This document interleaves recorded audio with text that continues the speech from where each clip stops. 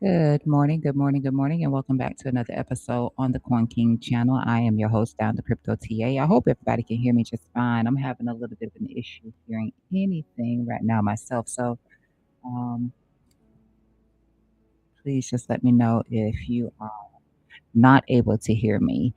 I put a new message down at the bottom. Please be sure to read that. I am using a suggestive trade indicator right now, something that I came up with. It doesn't guarantee that the trades will play out, doesn't guarantee the stops won't get hit, doesn't guarantee the target will get hit. It guarantees nothing. So if you choose to follow along with that and make an entry, then know that you're doing so at your own risk. Okay. So I'm on the Bitcoin chart. I'm on a 15-minute time frame right now. We've been hitting this little resistance right here, this line right here. We've been hitting this since yesterday. It was forming some sort of a wedgie structure in here, but you can see right through here, we did break below that low in here. I plotted out this support level here, and then there's another one that's going to be down here. I'm thinking that the 4 hour is probably coming to an end of this move to the downside, and we're going to get some sort of a small little relief bounce coming in here. um, just looking at the 4 hour time frame, it had a little bit more of curvature. The indicator that I was looking at had a little bit more curvature to it earlier this morning. That has changed a little bit. But from yesterday, I did cover the support levels with you yesterday on stream. I'm going to show you what those support levels are looking like here for Bitcoin. Let's see, we were on the, turn this off over here. Actually, leave that on. This time frame right here doesn't actually suggest anything with the QTD. Let's see, daily, weekly. We were here on a monthly time frame over here, and oh, sorry. Let me switch. I'm going to take a look at USDT dominance today as well. I actually haven't covered that chart in a minute. May have set them over here. Yeah, here we go. So these are some of the targets that I covered with you yesterday. Um, before this little dip started back up, we were reclaiming back above that 71,320 right here. I don't think we're going to get too far away from it. Not in the moment. I mean, anything can happen. I know that. It's just that 4 hour. And I tend to get a pretty good read off of the 4 hour for the most part. It does suggest that we're going to see a little bit of a bounce. Now, how high can we go? Possibly about 75, 800, somewhere around that level, 75, 800, which means we just put in another little lower high, continue this sort of flaggy situation that you saw. This is actually a descending wedge structure that you saw right here. So likely we would just continue this. So about 75, 8-ish or so. I might have to move this up ever so slightly, but I don't think it's really doing too much more than that. Coming back here inside of this blue box right here for starters. Now, if we get there and we start to consolidate a little bit, then sure, we can possibly get a bigger push to the upside. Yeah, I'm gonna take that away so to make it easier for you to see the scenario through here. And so you see how we broke that last night. I was playing this last night, playing the little bounces. I played this little candle bounce right here and this one right here for a little scalp position. Scalp long since since I am still holding on to a short position for for Bitcoin. So that's my thoughts on the 4 hour time frame. We are gonna see a little bit of a bounce in here, possibly coming back up here to this trend line here. Don't see a breakout just yet. We are ranging outside, or at least we have been ranging outside of standard deviation 1, 2 for this 4 hour time frame. I have my drawings. Let me show you that. So we have just been ranging in between here ever since we got this drop over here, which the drop we were expecting. But I was looking for us to not break below this point here, and we did that. So I mean, yeah, we did that. We got a little bit of a bounce right there to help create that another touch point for that wedge. And then since then we've just been outside. Like we haven't even made our way back up here to standard deviation 1 just yet. So that's coming, in my opinion. That is coming. You can see how close that would be to that 20 SMA. No resolve just yet. You can see these bands haven't even turned down just yet. At least the top band should turn down to indicate some sort of slowdown in the selling pressure. We're getting another X in here as well. That just, speaks to the extension more than anything. That's all that does, just how extended we are across multiple indicators is why that X is popping up right there. Being overextended doesn't guarantee that we get a pump, but uh,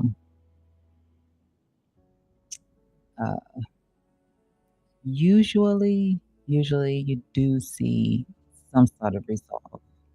You do. You tend to see something like over here, like we got two X's there before we saw some sort of a little bit of a bounce. The one right here, you got a little bit of a bounce. The one here, you got a small bounce, back test, you know. So some we're here. We're here. We're here. We're here at a point where we're gonna see some sort of a small bounce. And if you still feeling bearish, continue to short, okay? Continue to short because I don't see where shorting is not gonna be the move. So if you want to sit on your hands, wait for price action to get up there and then short, don't worry about trying to, risk on the long or anything like that. But, I will say we're at highs. We're at prior highs. Prior highs tend to act as support. I branched them off, so the zone isn't a large zone. I just branched it off into key areas of where I thought that support would come in from. So we'll see if we can't manage to get back up above this 71,320 and see a little bit of a boost here to the upside for Bitcoin. You can see down here, right? Um, just here at one of the this is actually the channel. I took away I have another ray in here. That ray drops just a little bit lower in here. We know that this zone right through here is about the golden pocket right here, but you can see that VWAP also here from this entire move, this entire leg here from the downside. That's where this VWAP right here. That's where this VWAP was plotted from the absolute low here from 2022, and that captures where the most volume was at here. So that brings us here, and that is so perfect. That is so perfect. I'm not saying that that's going to hold because I did cover some other stuff in here yesterday as well, but that holds very well with the bottom side of this channel right here. So if I take away, let me see, take away, take away that. Let me just change the chart template, just a basic template in here. Let me hide my indicators as well. And I also have the price notes in here. I'm going to keep my ascending broad information in here. But you see, this is the channel right here, connecting our highs through here and just dropped here to the low here, to the low here. Or I think I may have had to use this because it was a wick that was just a little bit of a wick that was sticking out. I'm very anal when it comes to trend lines. If you've been here, you know that about me. I'm real anal when it comes to trend lines. So yeah, this is the channel, and it just hits perfectly with that VWAP. No coincidence there for me. No coincidence there for me. Also, like I said, golden pocket. I do believe that that's also. I think it is. I'm bound to say something, and I might not be absolute correct. Yeah, there we are. Correct on that. Correct on that. And you can see I did drop this VWAP. I mean, not the VWAP, but the fib all the way down to this low. Initially, I was drawing it off of um, this little small pivot right here. But yesterday, I decided on stream, I just go ahead and just drop it to the low. So you got VWAP, you got ascending channel low, you got the golden pocket all right here. Now, I did discuss the possibility of the 786 as well. I see I'm missing.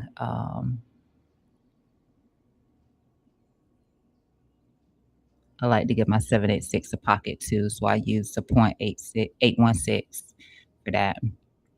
Gives me a pocket, just like the golden pocket, that 786 pocket right here. Our president is speaking today since I see that. He's speaking at 7 PM. Well, that's my time, 7 PM. So, yeah, we also have some JOLTS job and unemployment information today too, around 8:30 and 10 o'clock. So that's something to be aware of. GBP. Um, I really don't know how to tell you. Well, I think that yeah, that's coming up at 7 my time. I don't know what time it'll be on your end, but we got some stuff. I haven't taken a look at the dollar either, so we'll take a look at the dollar today too. Hopefully that works out.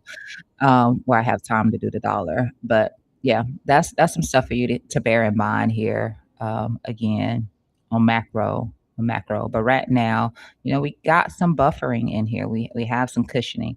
I did enter in personally here at a long attempt. I kept the position size very small because um, we're we're making lower lows. Okay, that's just a fact. We're making lower lows. Um, the market is bearish, so I just kept my position size small here for the long attempt here on Bitcoin. Yeah, the long attempt here on Bitcoin. I just entered, so if it doesn't work, it doesn't work. I'll just, I know at some point it's very possible that we'll get here, and then potentially we can even get here. We can even get here. Um, Right now, this is the base case. Let me turn that fib off. I'm just going to put this back to the price notes. So that's what I'm playing around here with for Bitcoin.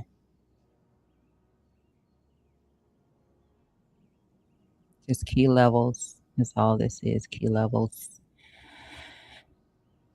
And you can see wicks like this, stuff like that on these key levels, breaks like that on these key levels, and then price comes back up and reclaims above them or back below them. So wicking through something is not, that's going to happen. It's not always going to be a perfect. I tapped it perfect bounce off of it, but I am using this level right here for my entry. Actually, I came in a little bit lower than this because I wanted to see it break it. So I'm just a little bit lower than this line here. So I'll just be looking for it to reclaim, but my stop is not all the way down here at 65 or anything like that. So my stop is very tight in here as well. And then, either I'd have to look back at it and say, hey, now probably is a better time for me to re-enter if for some reason I do get stopped out on it, or, just looking for the next level to come into play, at least until we potentially do end up reaching down here around this 54 $1,000 level for Bitcoin. And we'll push this back over here on the lower time frame. Yeah, turn these back on here. And so you can see that too. I mean, like we're still trending down here on this weekly time frame. It's not showing any sort of relief in here just yet on this weekly time frame. But you can see we have some bullish divergence here on volatility. We'll see if we can't hold on to that little bit of bullish divergence here on volatility. Um, yeah, same thing goes for this daily time frame as well. Nothing, nothing through here, no curvature here on the RSI or anything like that. Again, volatility, bullish divergence on volatility in here, but that's it. I don't see any indication in here just yet either. This thing is tight for the move to the downside or consolidation sideways. Okay, so it doesn't always imply the continuation down. It can also just mean some sideways price action. We just get stuck here for a minute.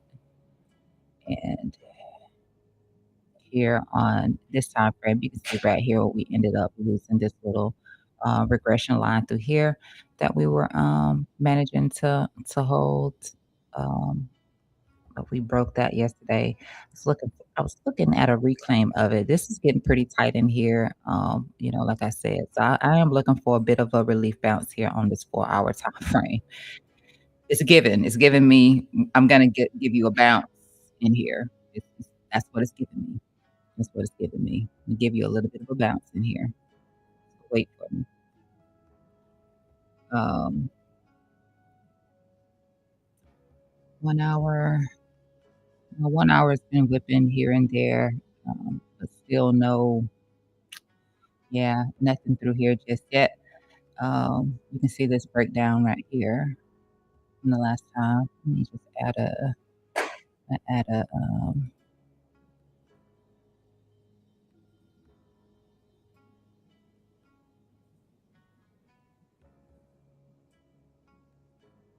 4 momentum shift in here. Let's add that one there. I think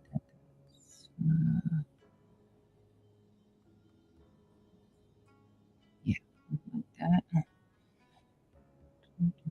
I'll just do one here, the lows as well, since that looks kinda wedgy.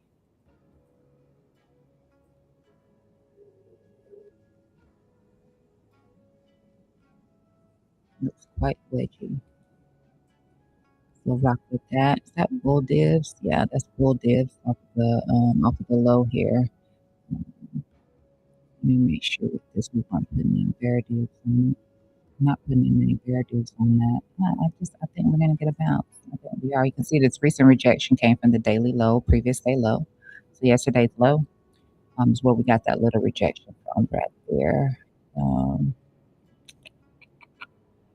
yeah.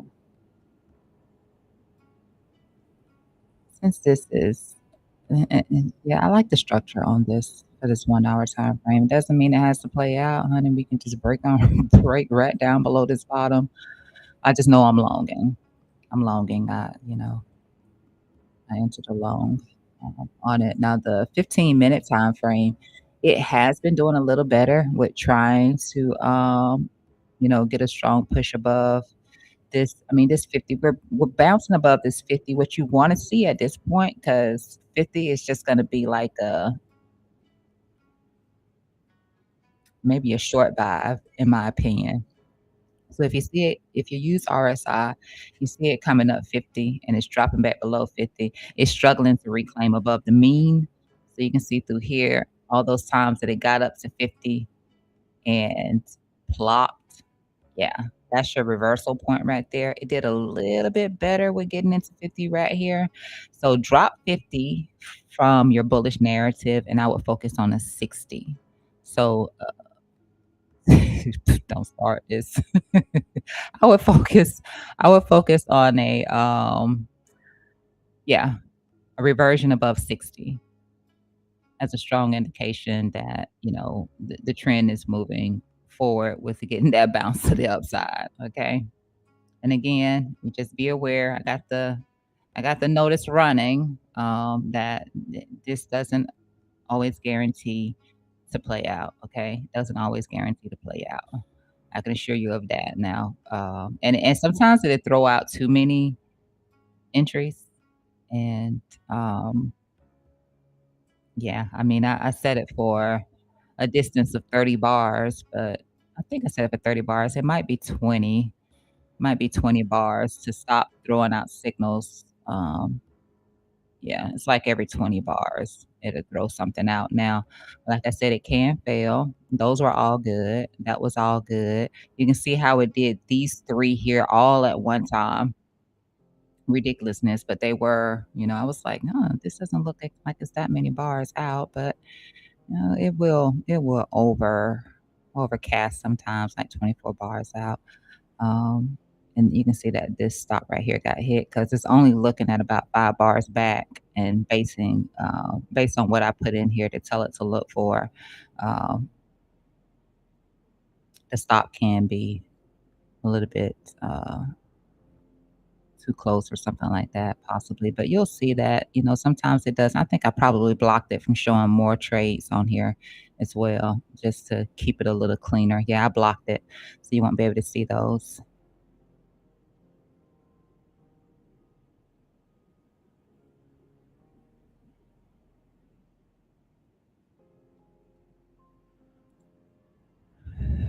So if you do it, just take profit as soon as you can, okay? Sometimes just treat it like a scalp position because I think we're at some support. Um, we're at some support, you know. Let's take a look at Ethereum,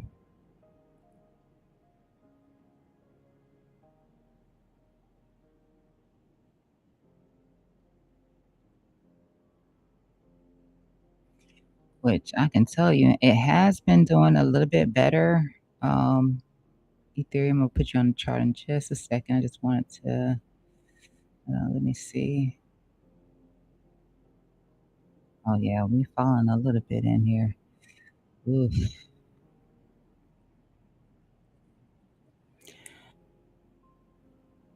Let's wait. Reset edition.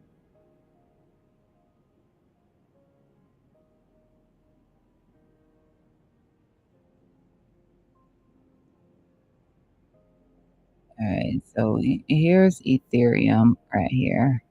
So this is a good example of one filling right here because it came up and it stopped this one out right here. Um,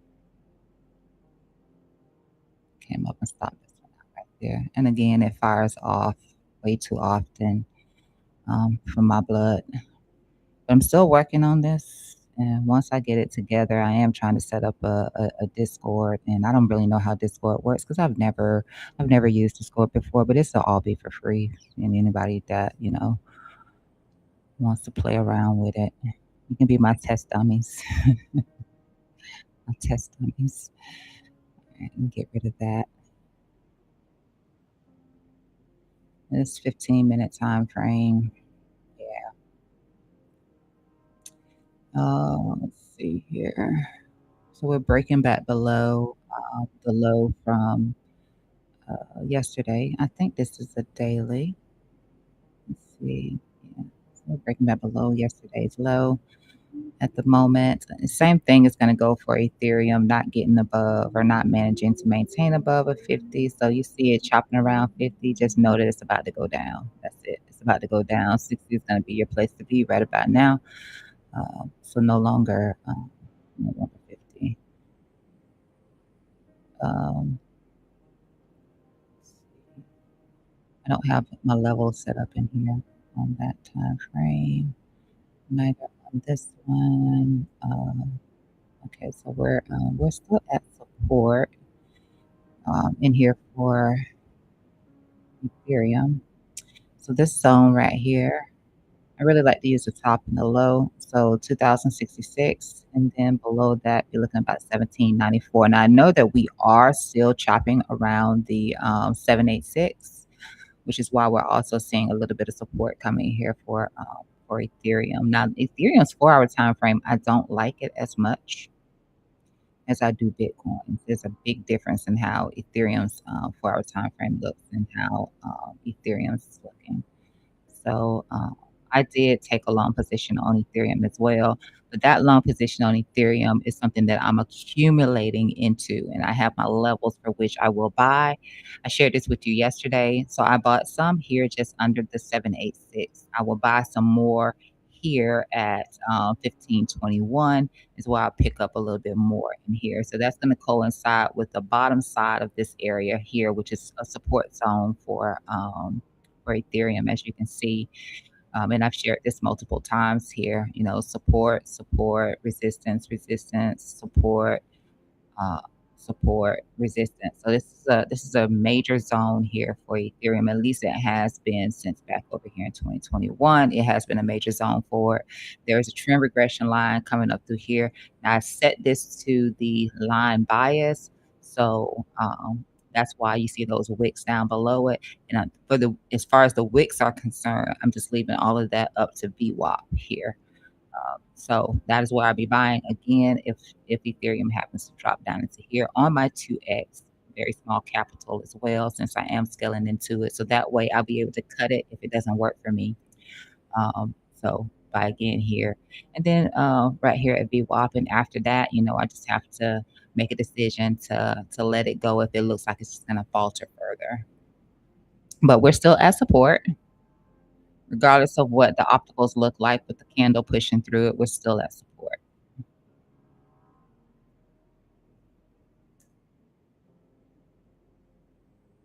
same thing is gonna go for, this monthly time frame.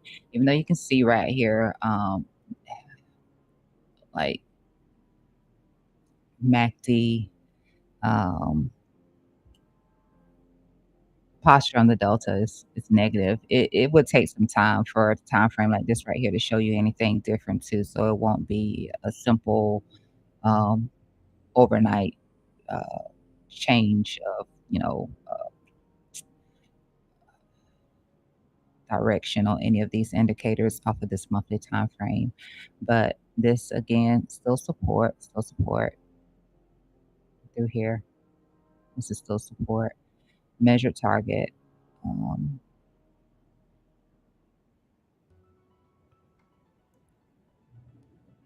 mm, yeah, measured target about 1752 as far as the breakdown of the pattern that was in here for Ethereum. Now, I repeatedly have shared this too.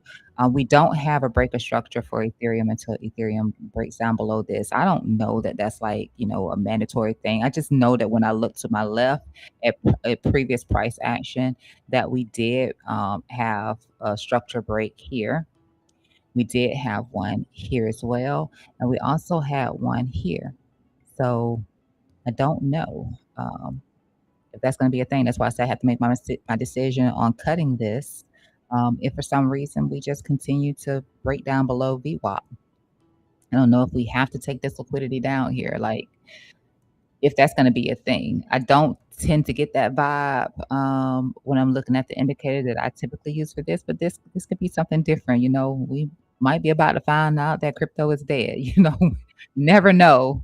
You never know. So gave a whole spiel and rant yesterday about that, about divorce and crypto and letting stuff go if it's not, if you just paying it to do nothing, you know? That is what it is. Um, and you can see here too, no follow through. When you have follow through, you see this line right here break out of the upside. It's not even breaking out of the upside. It comes close enough and then it says, "Yeah, I'm done." And then it turns down, but we're not seeing a break outside of this. This was the one chant time over here, and you can see this one failed too. So this was the one time over here where we actually did get that break to the upside here. Scale broke the top side of the cloud and would have been looking for some sort of that was a move that we were looking for price action to get back into the 786. That failed completely. No, no, no, this came afterwards. Yeah, that came afterwards. Because the last time we looked at Ethereum, a calling out of position was over here. I said I cut my position here on Ethereum because the cloud was rising, and that's just bearish as heck. And then that happened, and yeah. Anyway, I digress. Take a look at Solana. I don't think I have that on here for Solana, but let me turn it on before I put you over here. Let me just see how it's working out for so. Sure, it's a lot easier with the trend of this market right now. Mm, oof, yeah. Let's see a bad setup in here on Solana. That one, um, like I said, I'm still working on it. But we can see this bad call in here on Sol right here. See that bad call right here. It looks like Solana was trying to do something in here and it just did a bad call. That's the other thing I say too. How close is it to the local? How close is the signal to the pivot? If it's too far off from the pivot, it's a no-no anyway. If it's too far off from, yeah, any sort of pivot, it don't bother with it anyway, because that's a very late, like I would never take a very, very late entry. It might be something I can code into it. But yeah, that's a bad signal right there.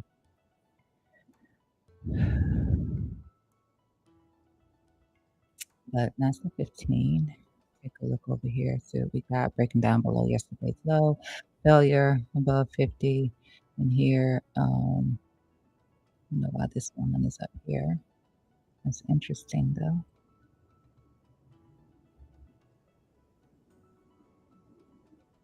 Looks like we did break something through here, and it's just a swing fail. Let me see. Yeah, a terrible swing fail right there. Bear div. Yeah, so bear div on Solanza, which you can see what price tag we're at. Now for well, actually for over a month, I have ranted about, the possibility of what Solana can do. It hasn't done it yet. It hasn't done it yet. And I may have sounded a little bit crazy by saying that there was a possibility for Solana to get down to about $40, $30, but I have said it repeatedly on my streams when it comes to Solana. And the only reason why I have been saying it is, and even when I posted, I say, you're in trouble when Solana loses 120.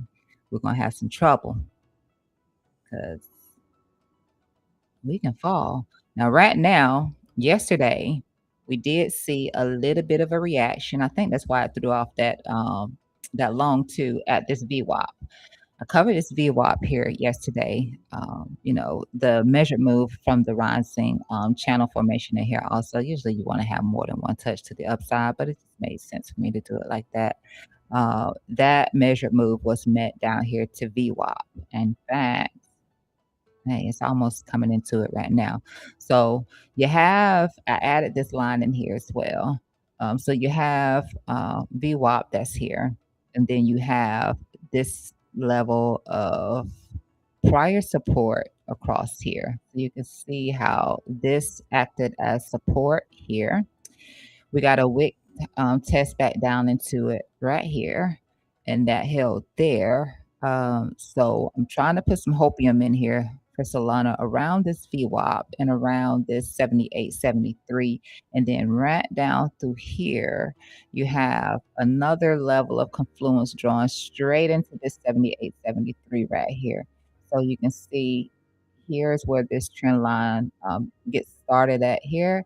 And then the second test of this, well, the second tap is here. So that's the connection point right there. And then this third tap, it held and we got that push up.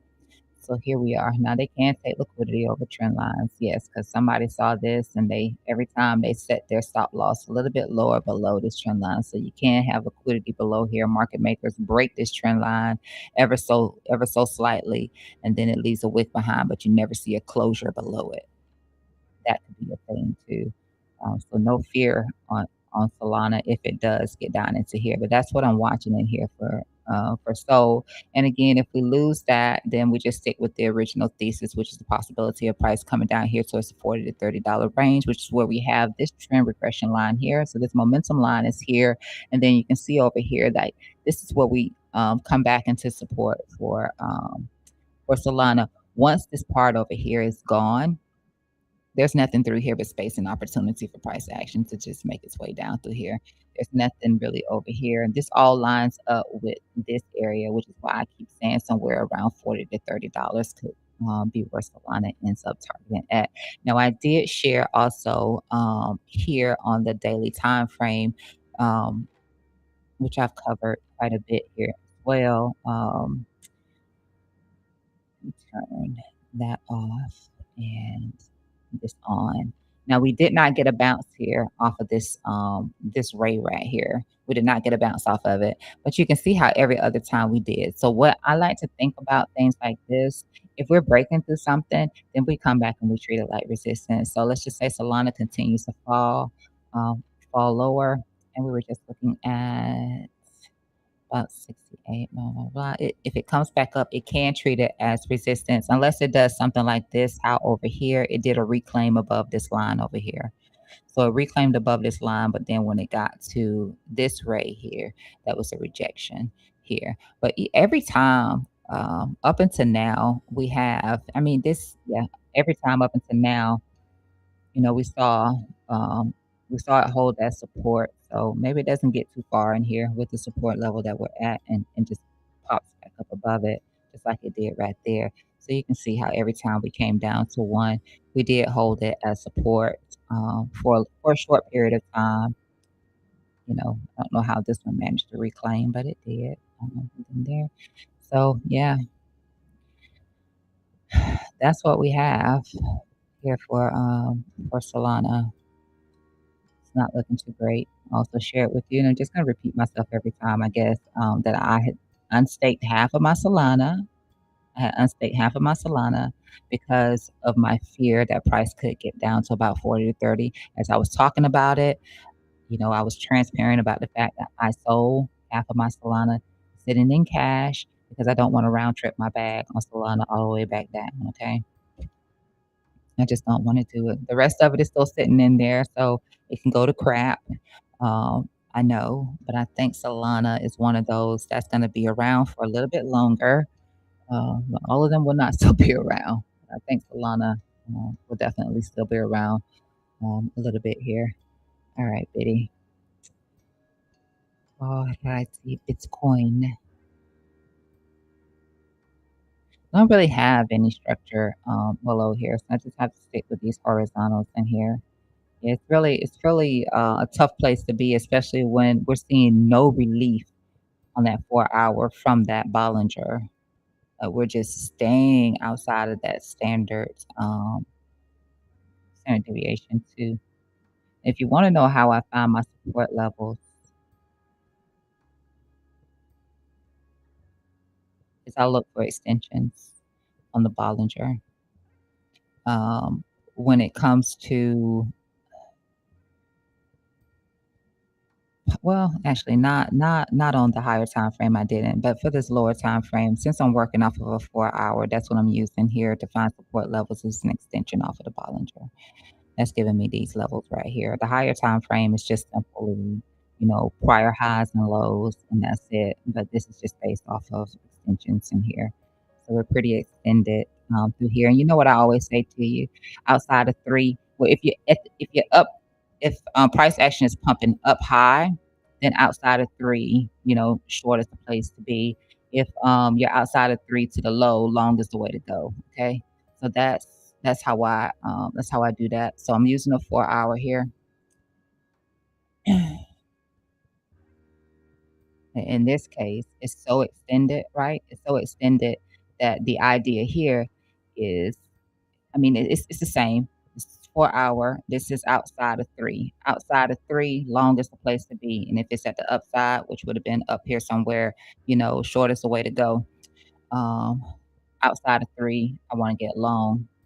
Now, that's why this one is all the way down here right now, is because if price action does take this drop all the way down here and we happen to get outside of 3, I know I wanna loan that crap. I wanna at least get a scalp off of it, okay? So right here, you can see again, this dropped down into 3. Long is where I wanna be. Took the scalp long in here yesterday, but to be honest with you, did not take profit off of it, and it moved pretty quickly in my opinion, but didn't take the profits off out of this thing right here, and, yeah, so that was a bummer. It was a bummer. Um, stopped out at break even, tried to get greedy, I guess. That was the case. But again, you know, if it continues to slip down, and this was, you know, it's going to move slightly. You don't have to keep moving your line with it. Just wherever you first look at it, you know, you can look for the reclaim or just look for price action to get up under it and just enter based off price action being below it, but the expectation of price coming back up above it. That's where your entry is good enough because you're going to be expecting to see a reclaim up here. So if it's breaking below it, that's great. Don't keep moving your line. Just look for that break below and go. Okay. So great way of using Bollingers, especially in this case. We and you can see right here, like we're staying within on the 4 hour time frame. You can play this on the 4 hour time frame. You can see, I mean, find your trend line too. You know, find where your trend is at because this isn't always going to be it, but find where your trend is at. So right here, standard deviation 2 is right here, this red line right here. So if you were on a 4-hour time frame, this is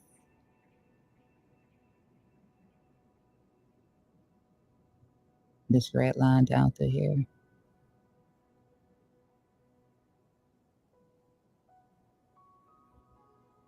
You're not coming back up this right now. So those are nice little scalp positions, at least until we do manage to reclaim above it. Those are nice little scalp positions right now. That's what price action is moving in between 2 and 3 right now. It's a great way to play the market while you can.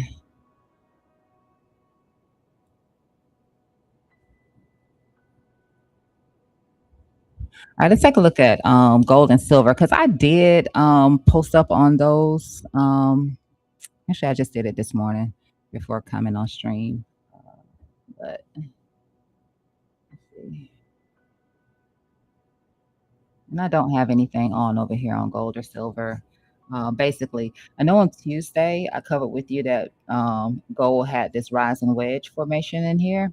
It kept trying to push through it. This was the rising formation that we discussed on stream on Tuesday. And then you can see how when we broke the trend regression line, we just kind of went sideways instead.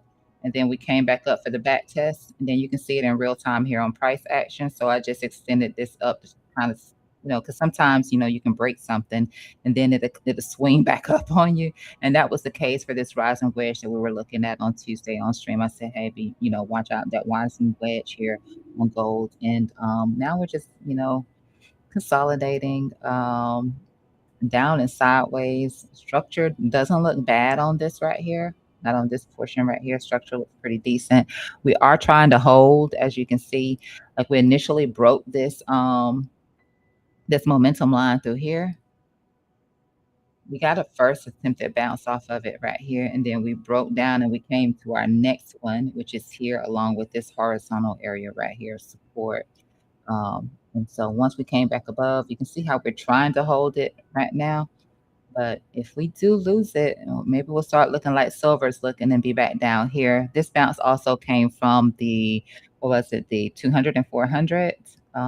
May have been a slap bounce off of the 400. Yeah, straight up pop off of the 400 right here. This first breakdown here, we have this line through here. Now you got the 200 here, and then here was the 400 here. So we break back down here. We could look like silver and just come back down here into this level right here. See if we can bounce around here a little bit more without taking out the low, which is where my stop is. My stop is down there because the entry was based off of the monthly VWAP for gold. So entry was based on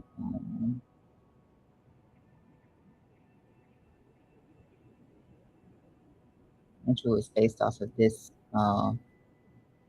monthly VWAP here, and it was a limit order in on it right here. So you can see how we broke down below it ever so slightly, and then reclaimed back above it after we failed around this VWAP there. So bandwidth 1, where we got that long position from. Everybody like to say shared in advance. I'm gonna say shared in advance. But anyway, it could have failed too. So nothing to boast about there. Nothing to boast about there, but that's what I would look for if we do lose the section through here, which we also have the prior day low in here as well. We lose this right here, then I would just look back down into here for gold. I think that's going to be sufficient here on the 4-hour time frame at least. As far as silver is concerned, I did share this post this morning, like I said here. So just do a little back talking here on what we got with silver. First of all, we knew that silver was very overextended. It was far outside of standard 3, very far outside of standard 3. You typically don't hold something like that. And it was just straight up in the air too. So where you see like 85-degree angle, 90-degree angle, 100-degree, those are hard to maintain. They really are. They're hard to maintain. Now you can run on them for a minute, especially on a high time frame, but those angles are really difficult. Um, They give.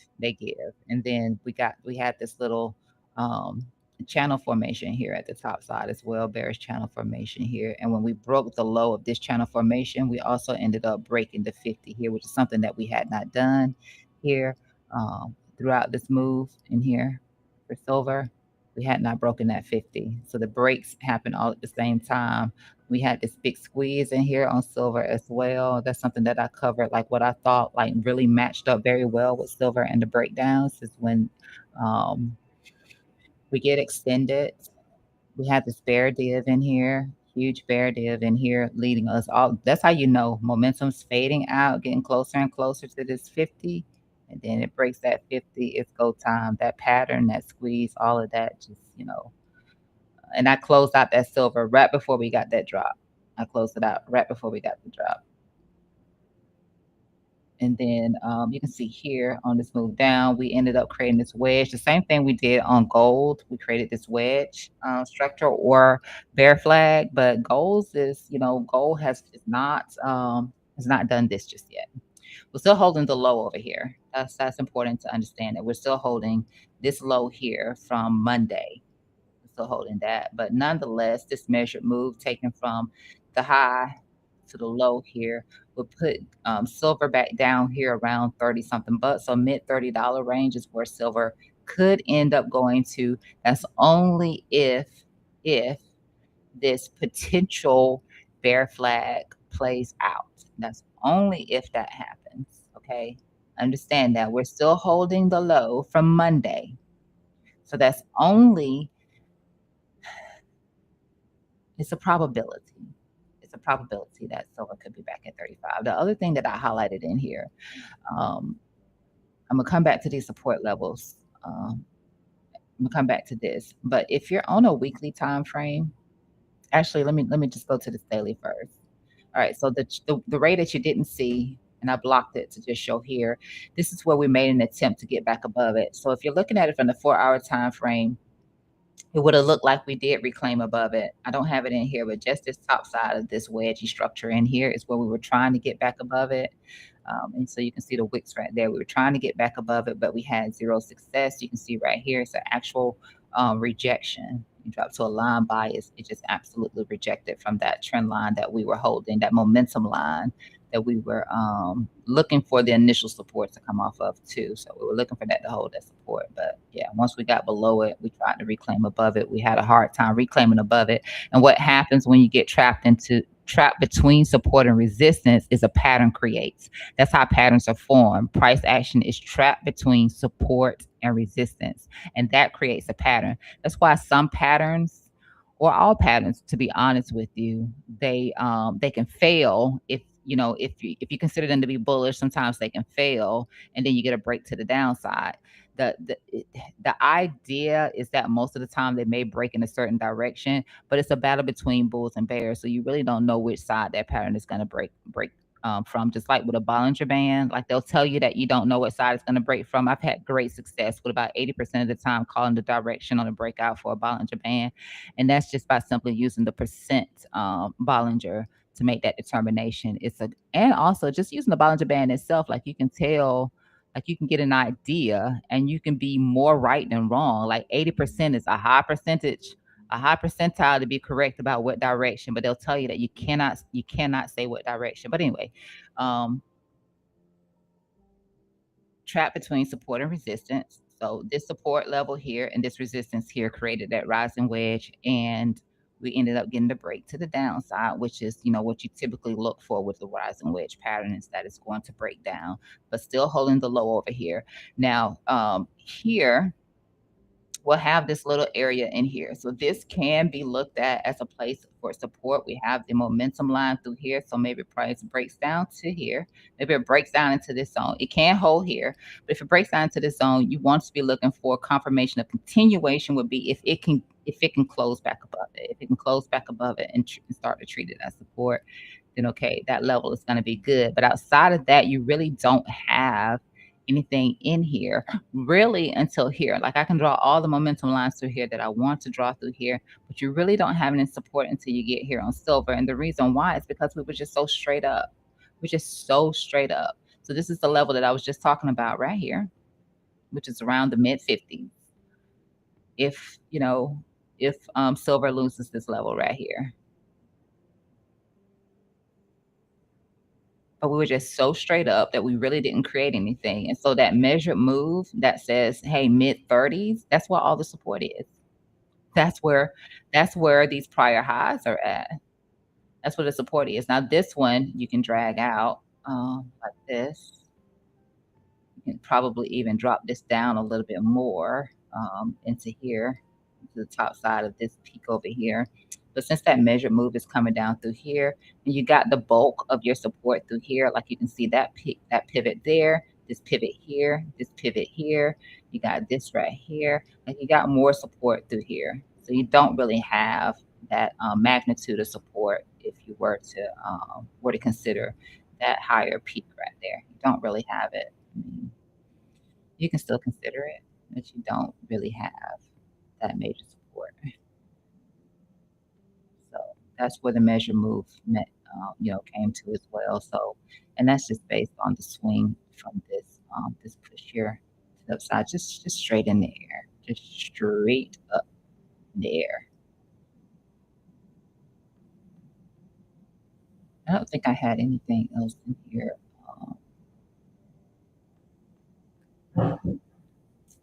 Silver.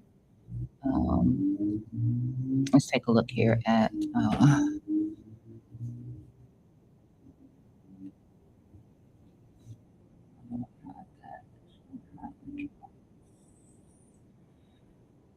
Take a look here.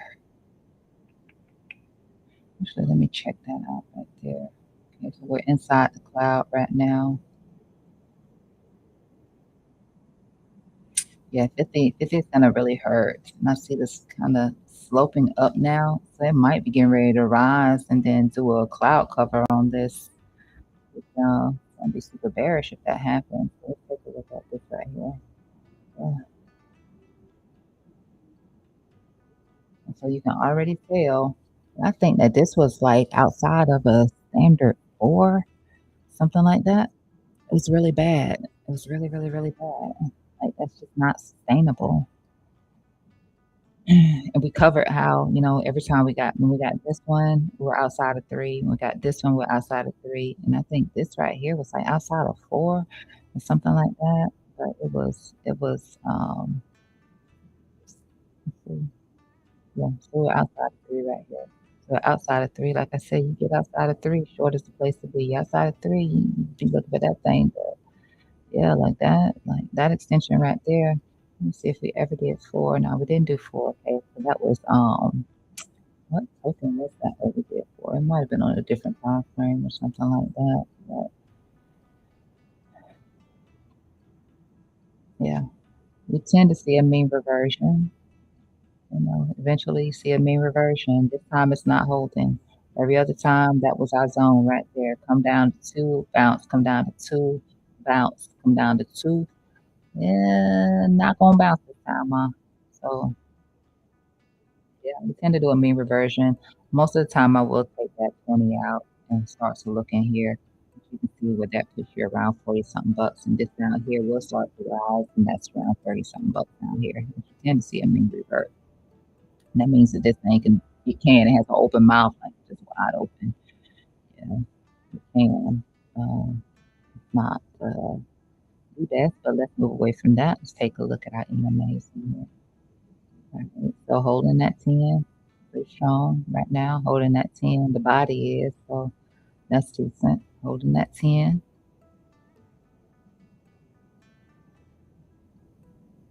And like I said, still holding that low from Monday as well, and that support zone that we have highlighted right here.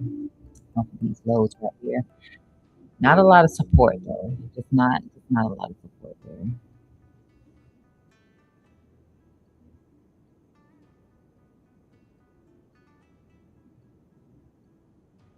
Not a lot of support.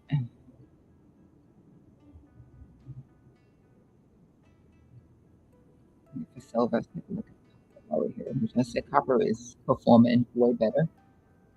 We said that from the day that we got the drop from copper. Now, I think it was copper that was pretty extended. Yeah. coppers.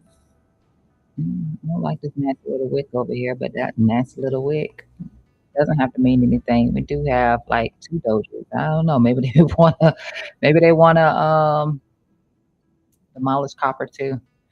Let's zoom out in daily time frame here. Copper, copper. I need to move these in here. Let me just set that here. So reclaiming back the golden level right here. Daily candle here. Um, we came back into resistance and rejected.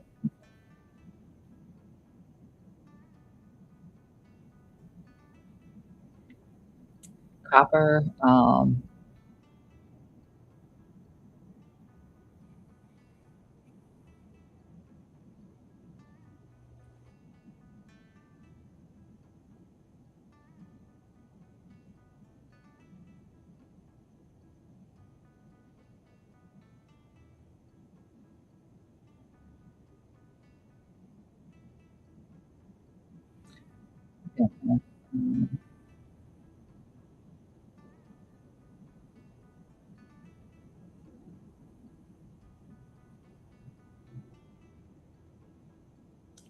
add that one in there. That next zone, which we came kind of close to, but yeah, I mean, if copper is going to continue breaking down, I really like to focus on wherever the trend line is, and then what zone is near that trend line. So I would be focusing more on this line here, and then this level of support right here for this one, for this level of support right here, which is greater, with this double top right here. That's greater um, than this right here.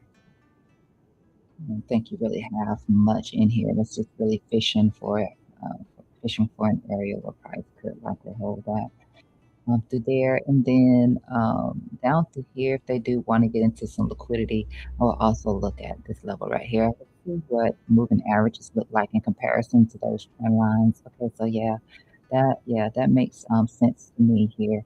And like I said, the lows down through here. I don't know where this will be in the next coming days, but that 400 right there, that's a sweet spot.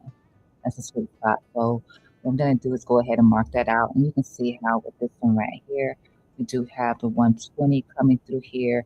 But with this zone right here, you have the 200, which is, can hold a lot of weight right here. This 200, that bounce came off of the 60 right there. So I'm going to go ahead and just highlight the one down below here that I just mentioned to you. And I'm going to do this one right here. I'm just going to take it from the low. I'm going to put it on, I want to catch these 2 wicks right here. So I'm going to put it on that, like that. Yeah, so just like that. That's what I'll be looking at right through here. Let me see what else we got up over in here with this. Okay, not bad. Not bad.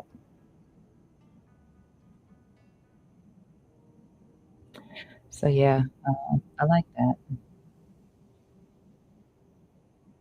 for copper, just in case. But I mean, copper itself is performing pretty decent against gold and silver right now. Or maybe you say they look the same. I look at this 4-hour time frame; they look exactly the same. Look exactly the same looking at this time frame. But this is outperforming silver right now. Um, hmm.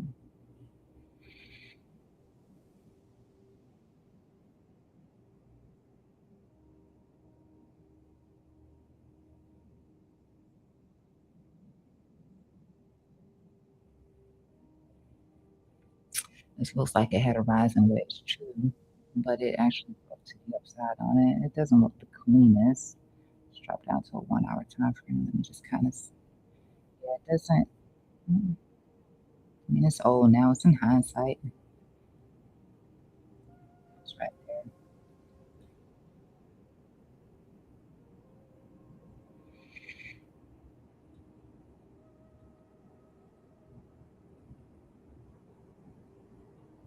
We're back a little bit rejecting. So yeah, I just kind of watched that, possibly getting down into here for starters. And then, oh yeah, golden pocket is down here as well. Around that level we were just discussing there for copper. It depends on how bad things get because there's no guarantee that it's gonna get that roughed up. I do think that we've topped on gold. I've shared my opinion that I do believe we have topped on gold. I mean, it doesn't mean that for some reason, price can't return to that high, but if it did, it would likely be led with bearish divergence, some sort of distribution if it did, you know, get back up there. So I do still have I took additional profits on my gold long position. I don't know why that keeps doing that. So I don't have that much left in that trade for that long. And if it comes back and stops me out, like I said, it's 4 hour gave a bearish signal anyway.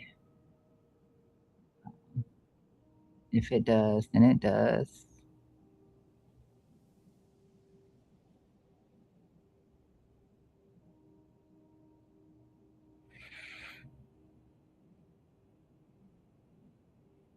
Take a look at platinum since I'm here as well. Same scenario. Same scenario. Um,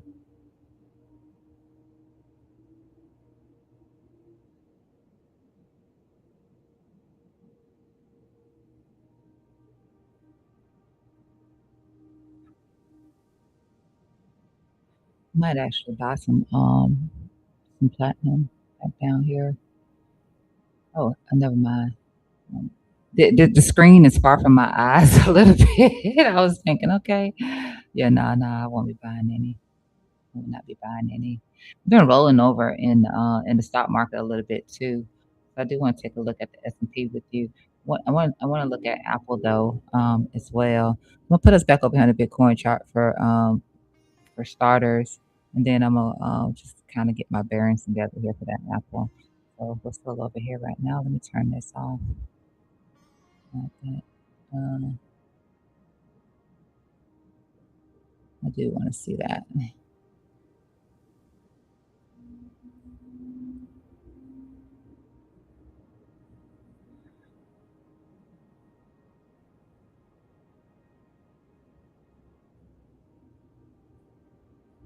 Invalidating this would be a strong indication too. Invalidating this would mean we're changing, or at least we're getting a change of character. So I welcome an invalidation. I really do, because like I said, I entered into that long position, so I welcome an invalidation of this short right here to take out this pivot right here, and that indicates some strength to the upside. That's one thing we have not been doing through here is we have not been invalidating any highs in here. So we do that. I'm gonna be loving it. I'm gonna be loving it. Seeing no change of character in here so far. No change of character. So that's something to look out for. Just seeing a change of character. It's here on this 15-minute time frame. Like you can see changes of character all day long if you drop down to lower time frames.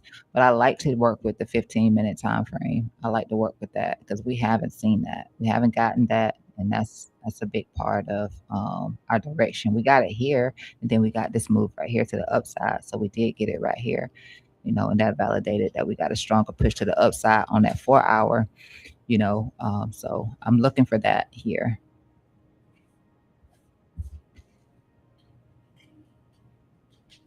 I got a new mouse. If you haven't noticed, there's no clicking, but grimy is no, just feeling something.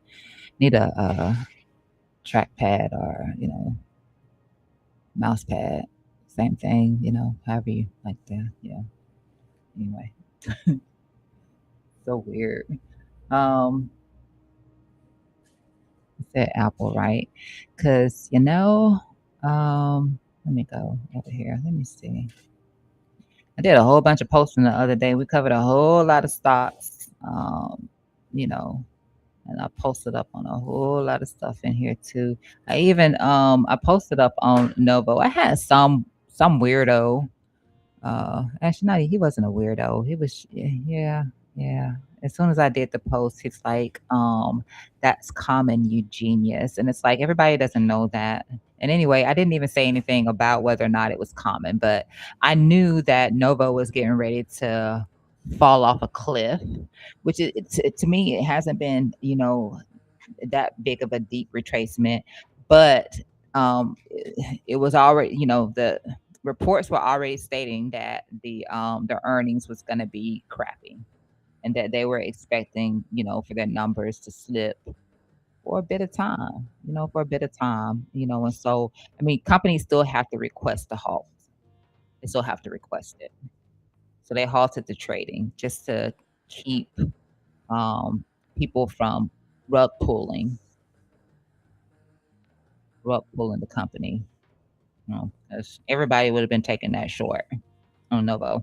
So I ended up closing out my Novo position as soon as they unhalted. I didn't lose any money because we got in at a good entry. But I didn't make any either because it was a spot position, and I was looking to hold it for, a bit more time, but I'm not gonna let it come back down below where I entered at. So I closed it out,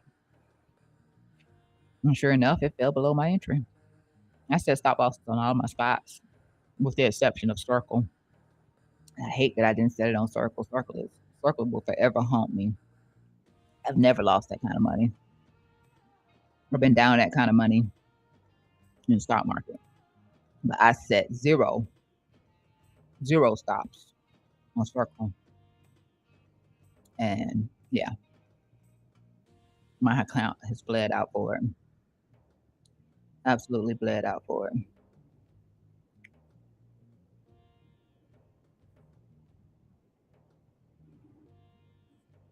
Oh, let me see here. Apple, because Apple got a nice little pop to the upside. That's something that I had posted on as well. Back when we weren't holding, we didn't seem to be holding our level. So it won't take me too much to come into that. Yeah.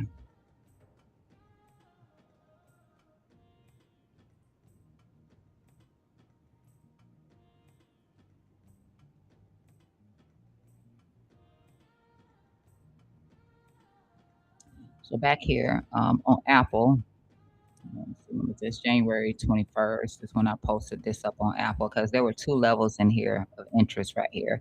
So you can see right here we had the trend line, we had VWAP, and we had the 786 was all located right here. But we got a breakdown below this right here of our 24-hour time frame. And I was saying that if we did not manage to reclaim, so if we failed to reclaim it, because just because you break something doesn't mean that it's over. You can always reclaim. It just depends on the time frame you zoom out to will tell you more of the story about how that's going. And since this was a 24-hour chart, there was still time. That can all be wicks on the weekly time frame.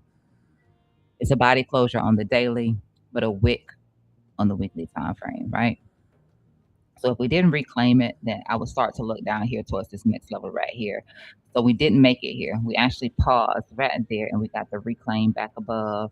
And I had some targets in here for 281.72. And let's take a look and see. Let's take a look and see.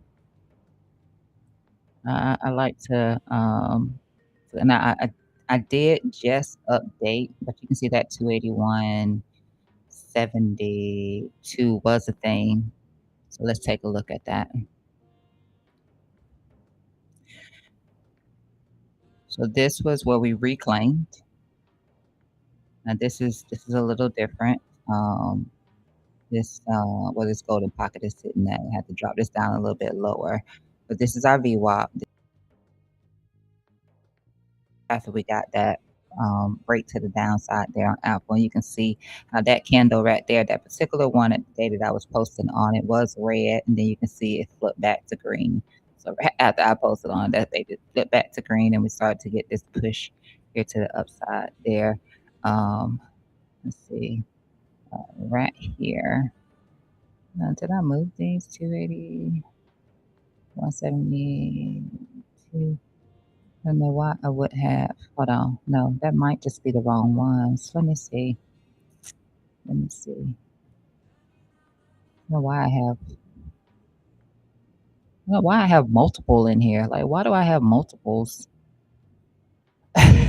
That's weird. That's so weird that I have multiples in here. There we go, 281.72. That's weird. I don't know why I've repeated myself a few times in here. I have no idea. So this, yeah, I don't even know how that ends up right there. But here's that 281.72 right here. We're trying to inch our way back up here towards it. So if we do get up here towards it, know that that will be some resistance for some pretty good resistance for. Why does this look weird? Why are you like this? I think I understand why it's like this. I think I slid it down just to see why. Yeah, this is how we were. It was like this. It was like this. We're at the 786.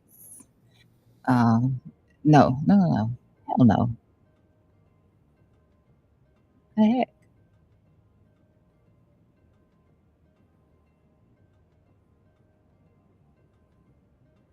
I don't know. I don't know what's going on with this fib.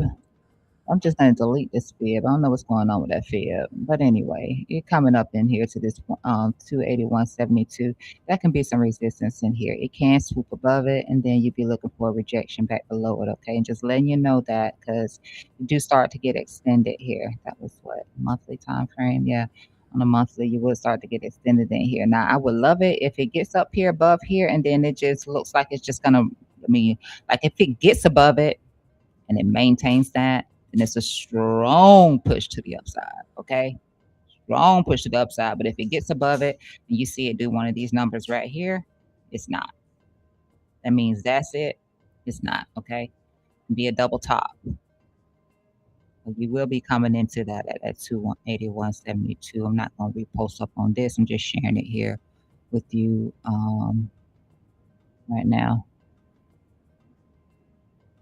Look, I might have had some notes in here or something. I don't want to even have to worry about trying to find it. Let's see. Let me see. Put some notes in here. Let me see. Range. Month 20 SMA since 2004. 180 and volatility range, 1 month and 3 months. So apparently, I was watching for the volatility range on the 1 month and the 3 month. So that volatility range has to be what I. Um, this was a rising channel formation. I seen somebody else post up on this, and they called it a rising wedge. Now it was a rising channel, clear rising channel right here. I don't know how rising wedge. You can't pull it from here and then set it there and say that's a rising wedge. No, it was a rising channel. It's a rising channel formation right there that we got the breakdown from, which measured move on that's going to be a lot different. Um,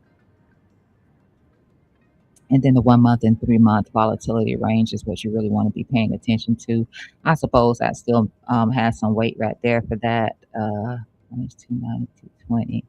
I'm looking at something in here. Let's tell 120. That would be the price action did happen to fall down here below 180, which that didn't happen. It's just the weak high. That was when I was looking at it back over here and suggested that this high was weak and that, yeah, monthly momentum was declining on it. So let me just take a look at those things in here. For anybody that's into to Apple, let's see what we had happening in here. Let me just hide my drawings in here. Hide my drawings. Let's take a look at that monthly that we had in here. Because I said that it was declining. That was down through here. That decline was taking place down through here. And then you can see how it pushed up. The notes must have been pretty old. Okay. So yeah. Once I do this, it'll pop everything back up. I might have already had something in here. No, I didn't. I didn't. You can see how we were getting that decline here on the monthly time frame. So we're still putting in bear divs. You see that was where it got a swing fail right there. So I'm gonna leave that swing fail and we keep doing that. You know what? That way I don't have to worry about getting a perfect patty. So you can see how we got the swing fail right there. Short call, boom, right there. That was It actually needs to break down below it, right? So let me move it over here because it needs to actually show that it broke down below it. And that's when we flip there on that bottom move down. But yeah, I mean, I would be looking for resistance again. Personally, personally, I would be looking for resistance again. It just has some earnings. Get off of here. Dividends coming up too. I don't really see where dividends um, really affected anything. This is so small and how, when you're looking at it from a monthly time frame, really haven't done much here. That position is playing out over here on Bitcoin, and honey, I'm gonna have to get over here to Bitcoin and close out earlier than that stop. I gotta, yeah, I'm gonna have to close out earlier than that stop. Good Lord, Biddy, please, dang. You know what? As much as I want to get into it, yeah, I'll be looking for another rejection in here off of Apple. Now, if it just blasts top, if it just blasts up through here, then it's going to invalidate this falling momentum that it has in here. But again, if RSI comes up and it invalidates this peak right here as a bear div, um, then forget about it. If price action comes up and this is still holding below this peak over here, that's a pretty good chance that's going to be a resistance point right there. And then we'll see a continuation, double top continuation down here on the Apple. The other thing that I looked at through here. That's why this right through here. Now the bigger structure through here, you can do something with this bigger structure through here. I'll probably go off of this point right here to this one right here. Now that you can say right there, and then let's just say I drop. I'm gonna drop this ray right here for now. That's something to come back to and take a look at. Actually, I really can't. I really can't. Yeah, I really can't. Mm,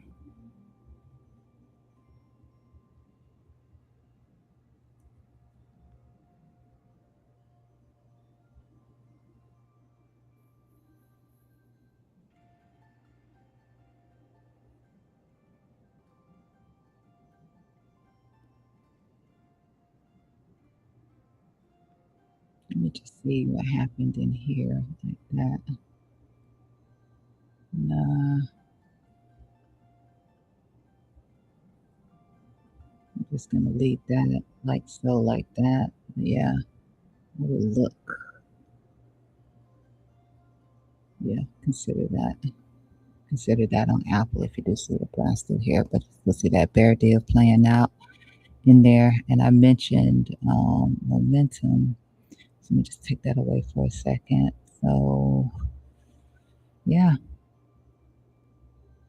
we will be coming back into that 285.45. Doesn't really look like anything major. I said I said 1 month and 6 month, or 3 month and 6 month. Yeah, 3 month and 6 month. We'll put it in between. Yeah, so that channel I just did, dang, yeah, that would be correct. That would be correct. And since it's monthly time frame, it's that wick right here. I'm gonna set it just like that. So I want to be underneath that wick right there. So yeah, uh, that looks absolutely perfect. Perfect. That's basically been the range. We know if we're losing that, then yeah, it's over here. It's been between two and 20, 2 and 20 here off of that 3 month time frame, and then here, mhm, yeah, yeah, that's it. That's it for Apple here. Nice, you see that it's not the strongest, Bollinger Expansion. I would have to say it's not the strongest Bollinger Expansion at all. But right now it is expanding. So it's not something to be handled necessarily here because it is expanding right now. 1, 2, 3 still hanging out in standard deviation 2 here to the upside. As long as that continues, the spread again isn't aggressive. I mean, anything can happen to make it aggressive, but that spread really isn't that aggressive. It really isn't.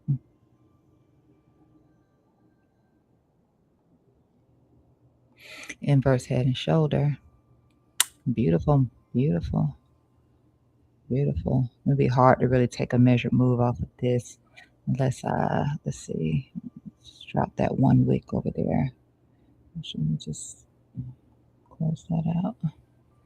Close that up. Let's take off of this 1 wick right here. Probably have to look at it from a lower time frame perspective to drop. Let me see if that. Oh, no, no, no. There's supposed to be a better way of turning this off, and I haven't figured that out yet. I don't even know why that's showing up. Try to off because I don't need. No, let's leave it like that. Let's see. That's the measured move. It's pretty even across here, so it doesn't matter if where I really drop it. I can even say that, this point right here, it's the same as this right here without me having to. I can put it over here for anybody that's, particular. And I understand being particular. That puts us right up in here if we get up into there. Right around that 281.72 there.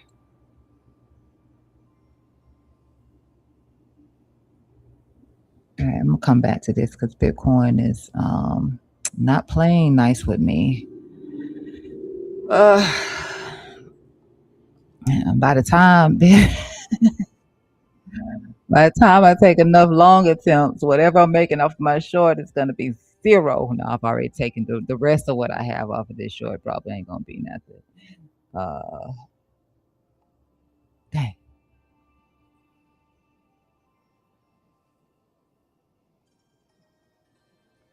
Who is selling Bitcoin? Everybody. Everybody's selling Bitcoin. Yeah. It is kinda premature. Um, but I still like the 4 hour. That spread opened back up on that four though. That spread opened back up on that four. Um, like I said, there's no curvature on that 4 hour Bollinger just yet to show that volatility is starting to decline. I still like the 4 hour time frame.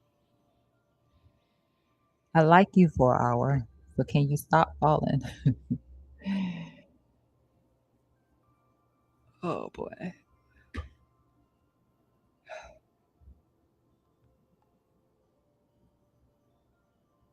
Good morning, Avenge John 333. Why are they putting those three? Why are they putting those numbers behind our name? I like to know why they're doing that. It's like a social security number or something with YouTube. They're numbering us now. I just found that when I'm checking my emails, like my emails will summarize my conversations. I don't know if I like that. Be like, you responded and said this. Such and such a person asked you this question. And, yeah, it just invasively breaks down your conversations.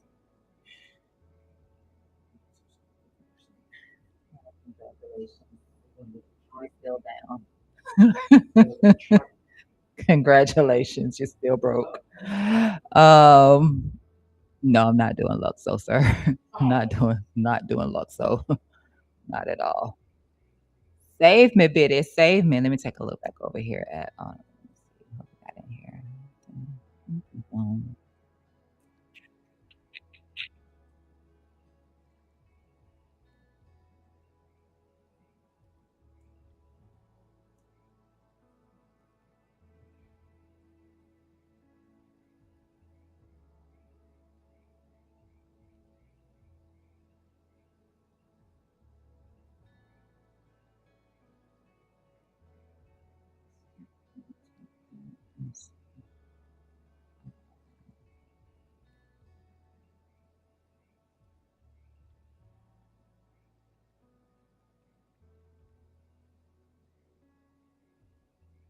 Getting closer and closer to my stop. I just want to take that L from here. or not. Mm,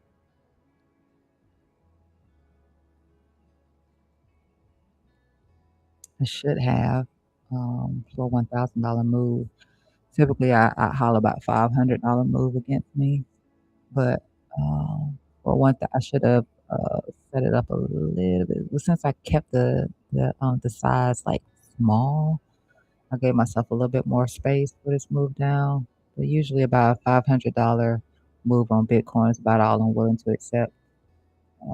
And the 1,000 would have been decent too, in the opposite direction. I'm below that now. But I did enter in a little bit below this low too. Yeah, so I'm almost there to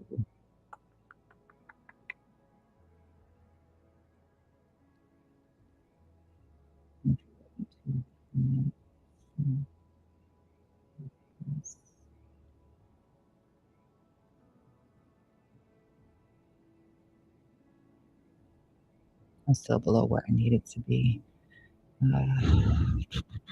Should have did a $500 move against me.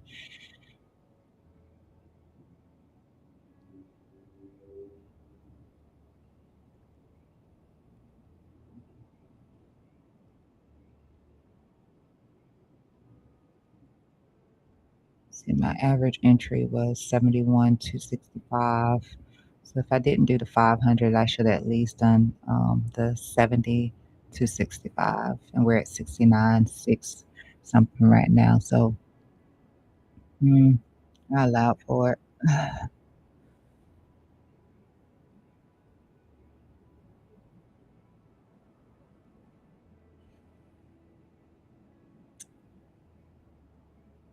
See, I moved that a little bit.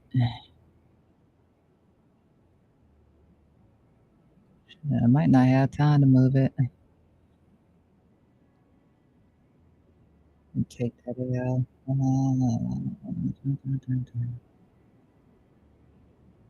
Let's see.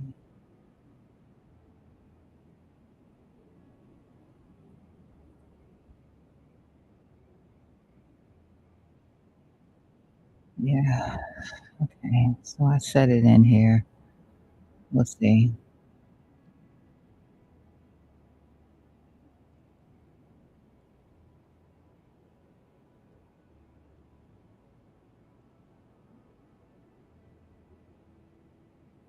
We just wicked off of where I set it at, which makes it more likely that it probably will come back down into here and stop me out. And then I just have to reassess. Yeah, it's gonna stop me out.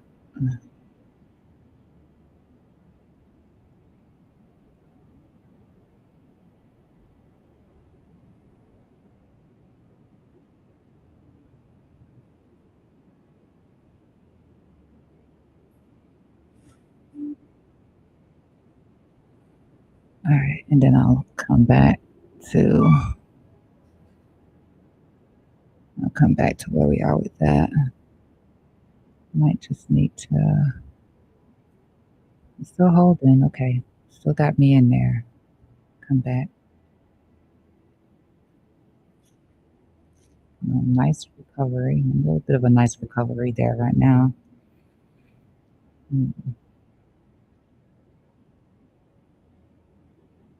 But that recovery, boy, have you ready to move that stop, right? I moved mine's up and not down. I moved it up. Don't move it down. Do not move it down. Yeah, it got me. So I got stopped out on that. Now, when I show you this P&L card, it's gonna look terrible. But trust me, it was a small loss, a small amount of money. And nobody likes to lose money, regardless of whether it's small or big. Though I can tell you that much. Nobody likes to lose money, but losing is part of trading. Uh, and I still have a long open, so um,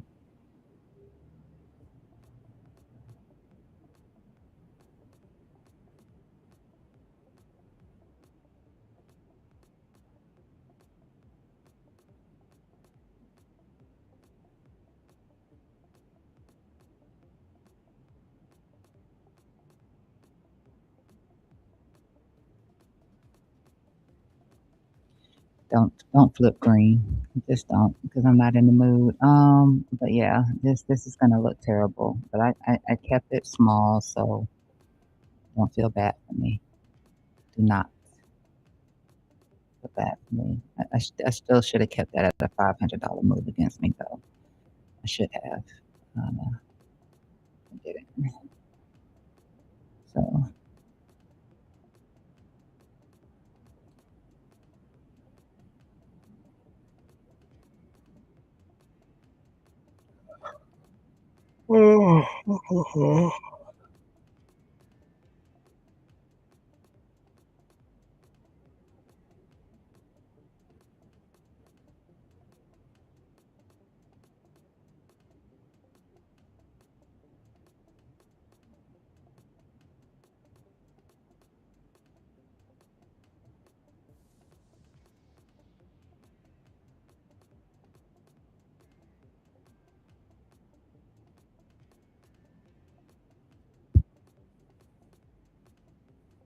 now I just wait to try it again.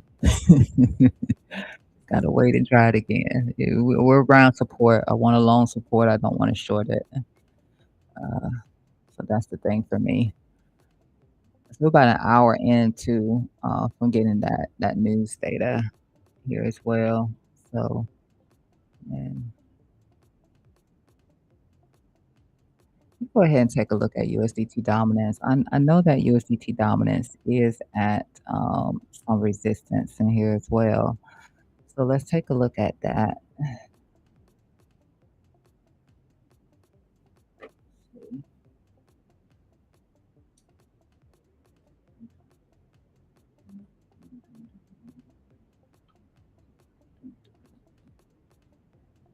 Oh, how about Amazon, guys? How about Amazon? We were looking at Amazon on Tuesday. No. On, was it Tuesday? Yeah, on Tuesday. On Tuesday, the alert went off, right? The alarm went off that Amazon came up and hit the top side of the trend line. Short positions had been set up in here for Amazon, right? I did not take that short position. I looked at it and I said, eh. And then I almost felt like, you know what? I want a long. I know I'm sitting here waiting on the short. I didn't take any position on it, but I had the short positions in here set up for Amazon because I was expecting for it to, to get a rejection. And hold on, let me see something here. I just need to change these settings in here. Cancel settings on the chart.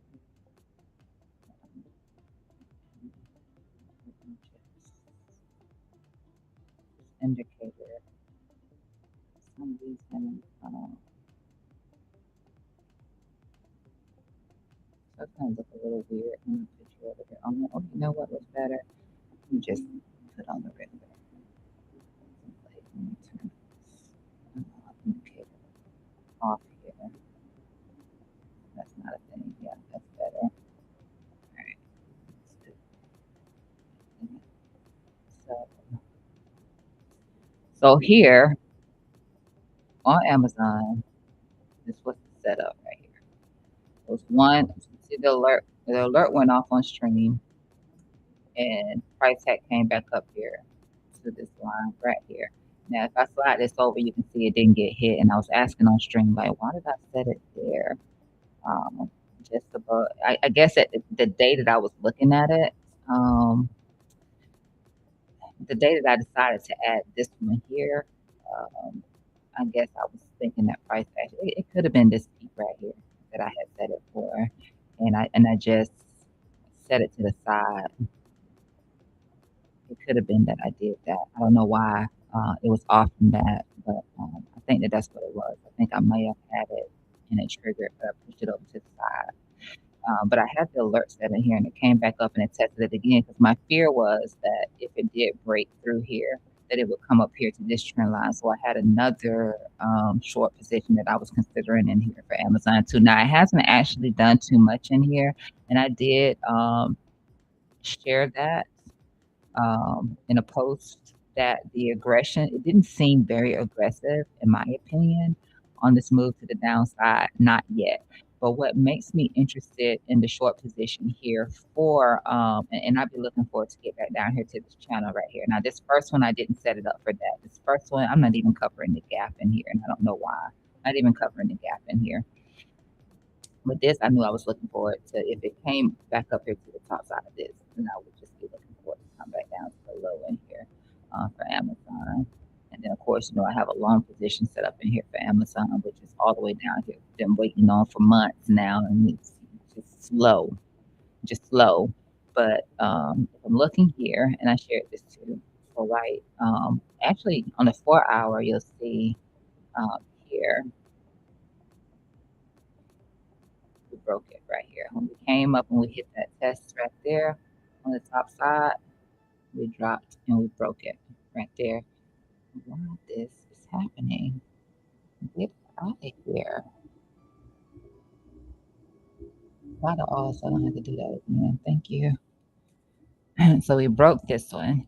But on the weekly time frame, and that looks corrective right now. Doesn't mean that it'll stay that way, but that absolutely looks corrective right now. So possibly just back down into here. Now there was that you see right through here, how momentum came up slightly right through here. Let's see if I can put it on this one and let's see. Yeah, I can put it on that one and you can see how momentum did. I would actually need to bring this up like that. But you can see how the momentum started rising through here. So we're back on that already. Let me make sure that that's correct because again, I'm funny about a line, honey. I'm funny about a line. So that's like that right there. And so it's holding right through here. It's just really holding right through here. I don't know why this line is off. I must have drew it from somewhere else. I'm not gonna put you guys through my, uh, I don't know what they call that, but that bothers me. But nonetheless, we're holding right through here right now. And I will be looking for this to break down and come into here. But overall, I am looking for Amazon to shed some money, and drop down back down into here. If it doesn't happen, I don't know. I honestly I don't know if that is gonna happen. They have earnings coming up. Oh crap. Is that today?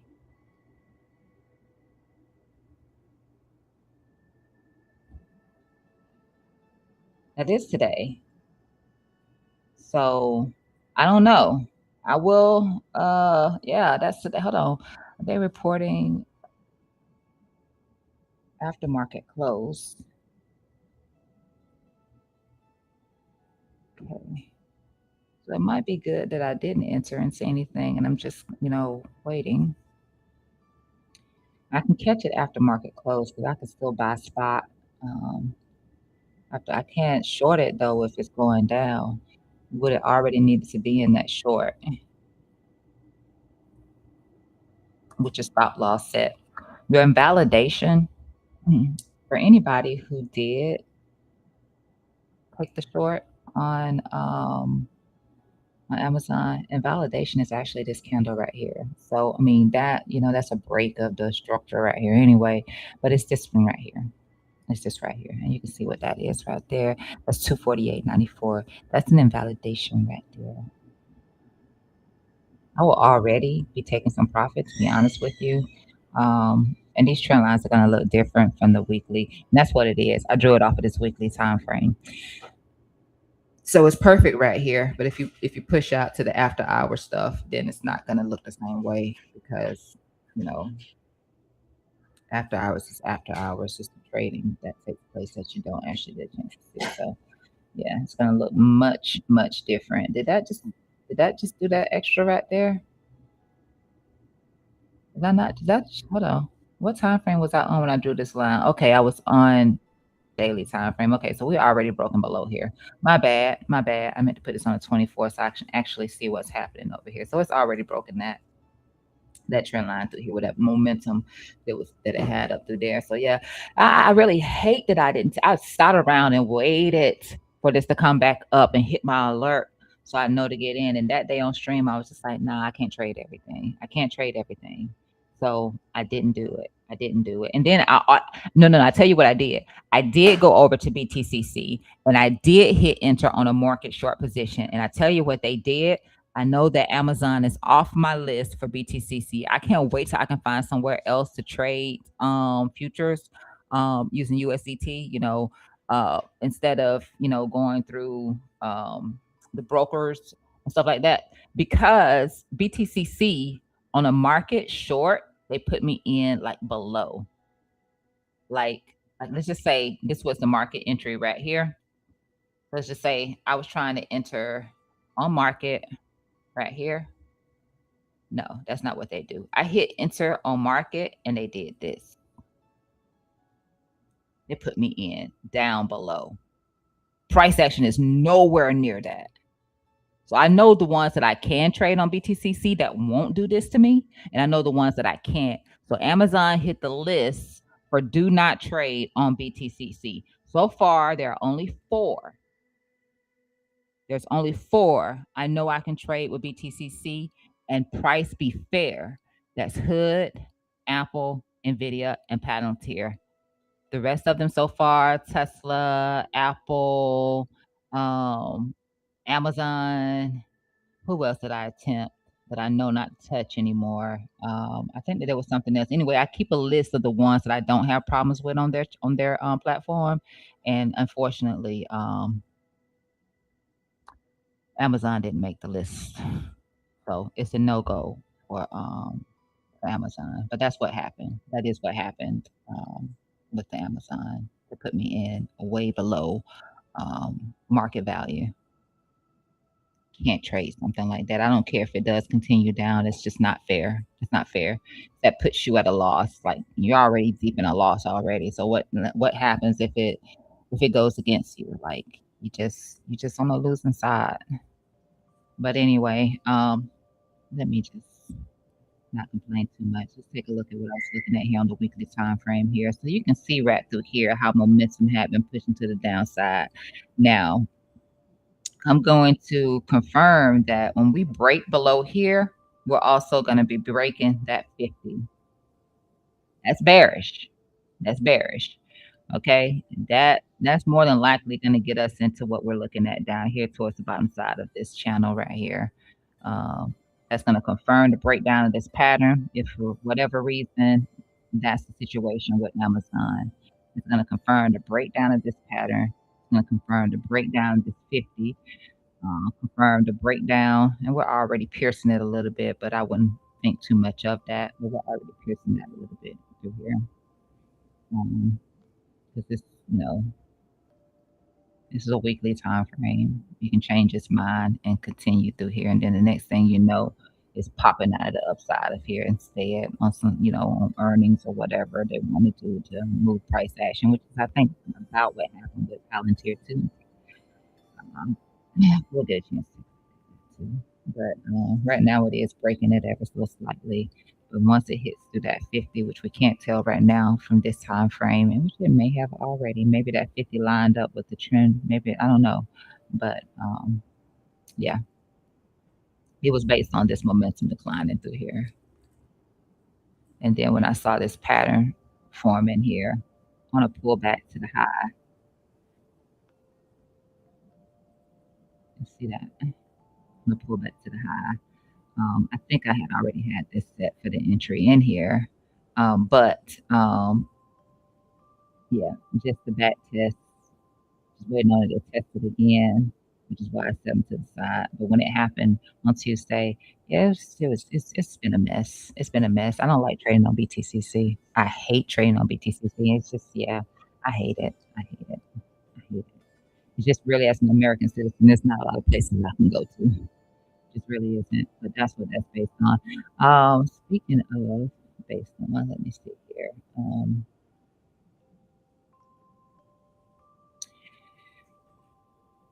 Who was it? I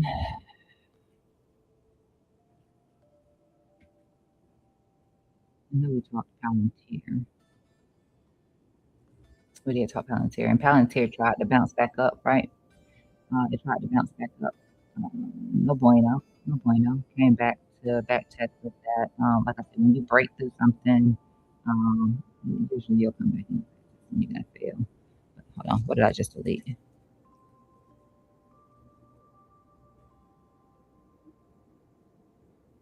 I got two fields drawn in here. I tell you, boy, I've been duplicating my my TA. I don't know how that's happening.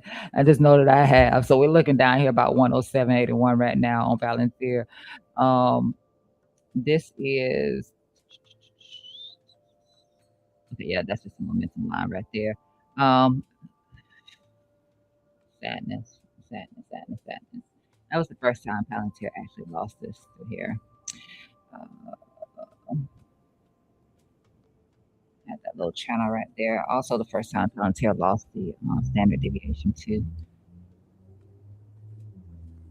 No, that's the one. Standard deviation one. It's the first time it lost that one right there. I think that's from a monthly time frame. It's the first time it lost that right there.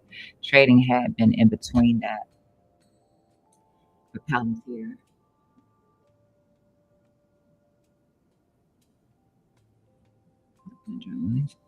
You see a little head and shoulders. I said bears are pretty happy right now for the first time. They might be getting this head and shoulders right on Palantir. So if we move down here, because Palantir give you a bearish pattern, and that sucker will break to the upside on you. No remorse. But you can see down through here, ever since in 2023, we were riding alongside standard deviation one. I don't know why I keep saying two. We're riding along standard deviation one with no breakdown below it. I did make a long attempt in here that worked out for a short period of time. And then actually, yeah, that worked out for a short period of time. It might have been this one. No, this was over here. And then I got out of it. But you can see right here, simply put, you can see for the longest period of time, we held standard one. So that was your trading zone right there. Drop to it long, drop to it long, drop to it long, drop to it long, drop to it long. That's where we were. I made that attempted long right here. I ended up closing out, taking my little bit of money on Palantir because I didn't want to hold my trade through after hours on BTCC because they don't respect stop losses or anything like that. Like they straight up whatever happens, you're just holding the bag. When the market reopens, they'll take you out wherever price is at then. So, yeah, not a fan of trading over there, but that's all I can use right now. And this is one that I don't have any problems with. For the first time, we've lost that completely. So, what happens when you lose that? Tend to look for a mean reversion, but here when it comes to stock market stuff like this right here, I take the 20 out of the equation. I don't look for a 20 revert. I look down here towards a standard one to the bottom side. So I start to look at that, and I'll even look at a two. And I'm not saying Palantir is about to do that by any means necessary. This band is way, way, way low. I'm not looking at that for Palantir. So maybe in this case right here, this wick over here can have some importance right here. This wick right here. So the top side of this wick right here, somewhere between there and here, that's where I would plot something at in here, and then let's see, what else I look at? Yeah, I am looking at this for starters. I am. I'm considering this right here as well. I think I was looking more like for 26 EMA, something like that. This balance here. I don't know why am I 20 back on here. Where are you at? Where are you at? I wish I don't have that one in here. Um,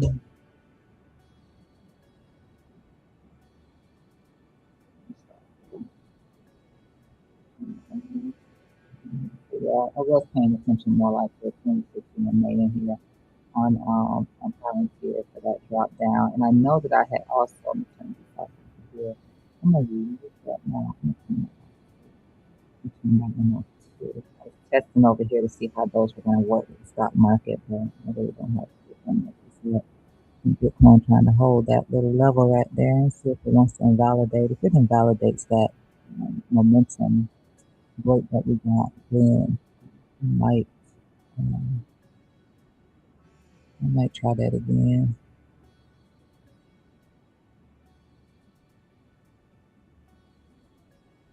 I'll just wait for the 4 hours to give me some sort of confirmation again. I'll wait for the hour. So I'm not gonna touch it again right now. Um, let's see. I think yeah, I'm gonna go down here. No, I think the last time I looked at this, no, yeah, that was the last time I was looking at. Well, I thought price action would come back too, but this time, yeah, this time is different. So I don't know. This time is not the same. This time is not the same. This yeah, this time is not the same. That's 76. Yeah, this time I won't be working with this over here. Really good PT. I don't think I can do PT over here on this time frame. I can't. Yeah. So we would have to be looking at this holding that support right here. Let me take this away. So we would have to be looking at Palantir not doing any more than this. Now, if it does, yeah, I would have to consider this as a support level right here. So, yeah, I'm expecting for this white line right here um, to not break below the low of here. If that happens, you're going to see what typically you see like a more aggressive candle drop. I'm going to assume that that doesn't happen. But if for some reason it breaks it and reclaims back into it, then I will consider taking on a position here in Palantir, despite the fact that I see the this head and shoulder formation in here. I don't know if I put anything in here on that. I guess maybe I did. I think I'll have mine. It's not, but that's not. But yeah, this would have to pause out right here. And it doesn't look like I haven't had a break below it except for 11 here. That's the only time you can see where it starts reclaiming back inside of it. And then, it's been up and up since then. Price has been trading above the dynamic cloud.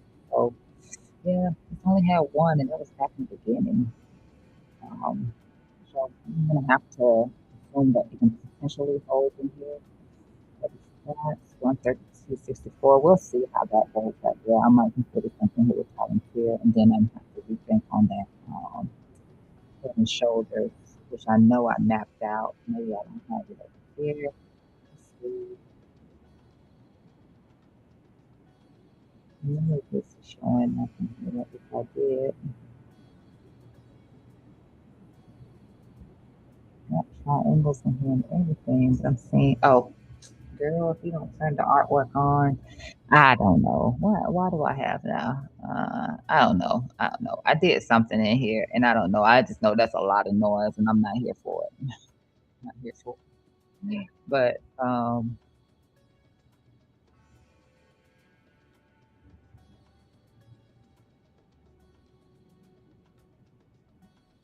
okay, so I did map it out. I did map it out.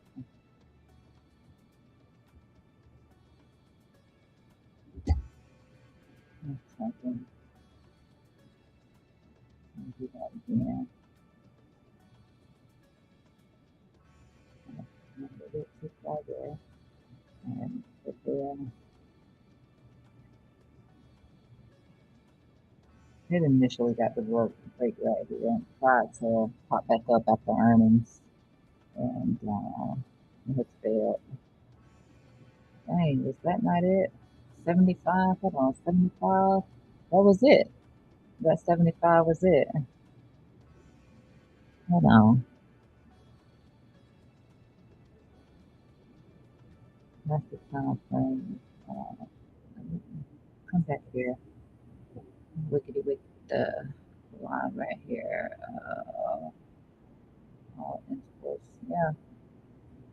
That's where we were the last time. Right here.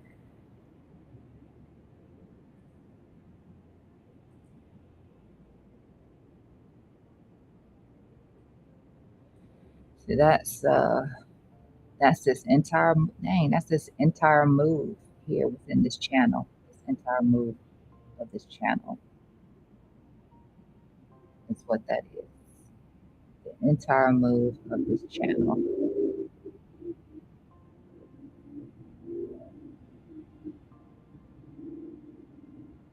Is there a reason?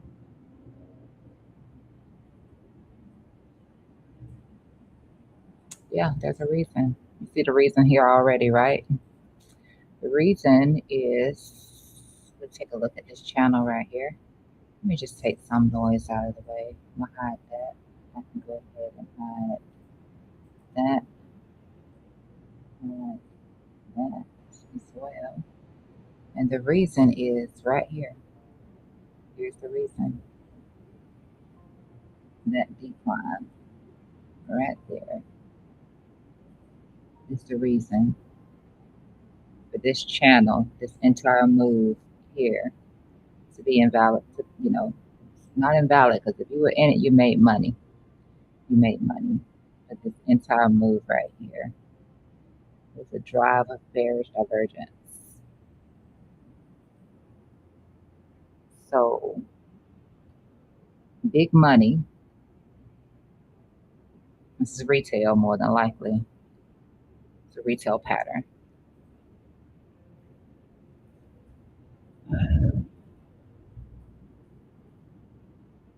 That large capital, whatever they have left, would be somewhere down in here. So yeah, and that just eats right back into all of this. Bearish decline right here. But we'll see if that actually happens. So we'll see. They can always change their mind, right?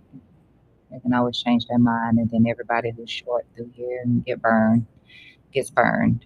Um, but yeah, that makes absolute sense right there. Palantir.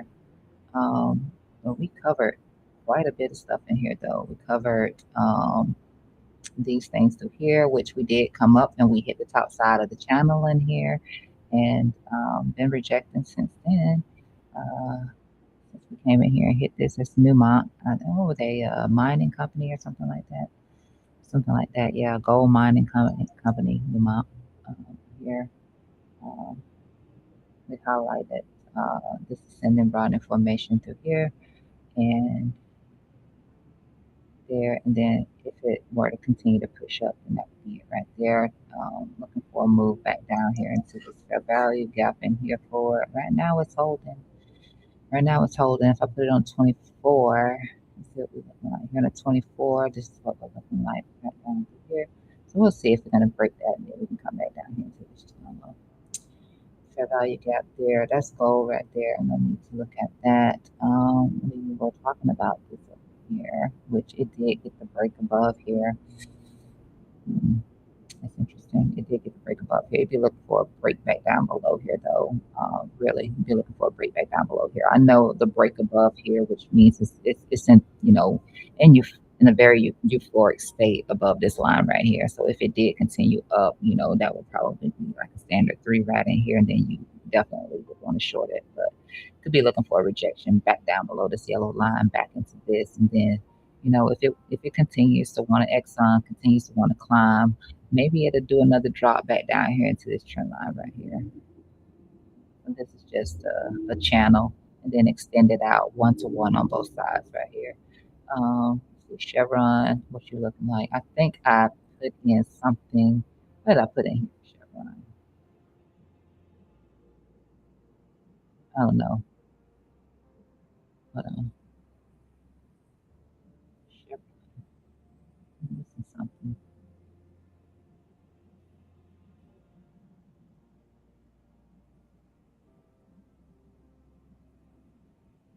I think I'm missing the target, the bullish target that was.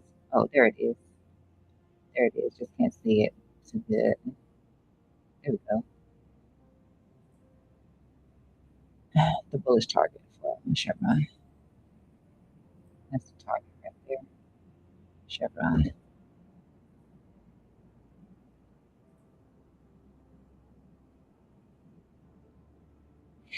It's gonna be right there.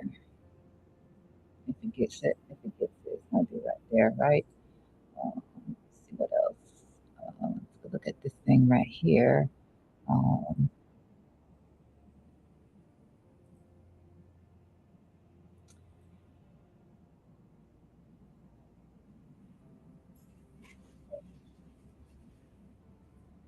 I'm talking about some areas of resistance in here on this. Um, say like I said the last time, LNG. That's yeah. I'm not gonna make an attempt at butchering the name, but LNG in here was talking about the resistances that are through here. But we get to these resistances in here, then I will be looking for a target. I set it up for um, three targets in here since the first one did kind of get broken through a little bit right there. But right now, it's not doing anything. It's not doing anything. Mm,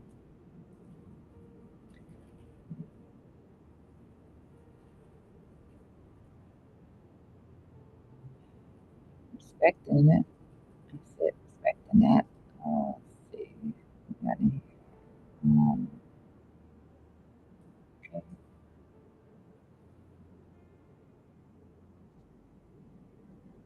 not coming up above that right now. Um, Still got this target to be met in here if it's going to happen. Here, I'll put this thing right here.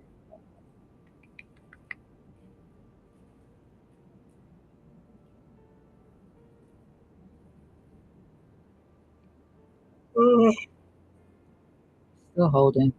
See if that happens. That's a major move on this pattern formation right here. This, I was looking for a breakdown on this, and hmm,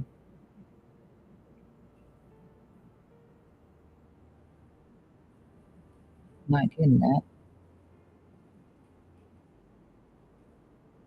Not getting that at all. So, Unilever, UL, yeah, not getting that. Unfortunately, I'm not in it, but if I'm presenting it, it may be interesting to somebody else, and then they're not getting it.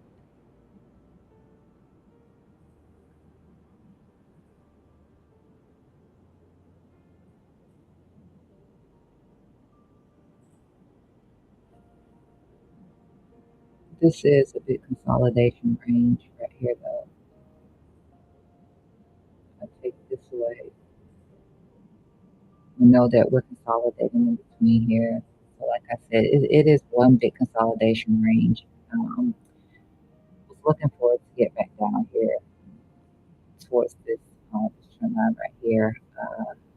So far, we haven't done that. So, um, at least here, but I would still look for it to reject up here and then possibly coming back down here. So this is this line through here, this momentum line through here. So far, it's produced nothing, but it could. Also started looking at Caterpillar in here. We had a target in here for Caterpillar that was here. I did post on this, and I know that we covered it on stream. Just that could be a rejection point there for Caterpillar, and that is exactly what we got. So we had this set up in here to look for price action to come back here into the little bubble right here. We weren't too off from it either. So because I just started looking at these things in here the same day that we covered them on stream here, just a few days back. But I did go ahead and put, and yeah, I know that we were not that far removed from that price action. Let's see right here. From price action getting to that point. Um, let's see, where were we? Where were we? Um,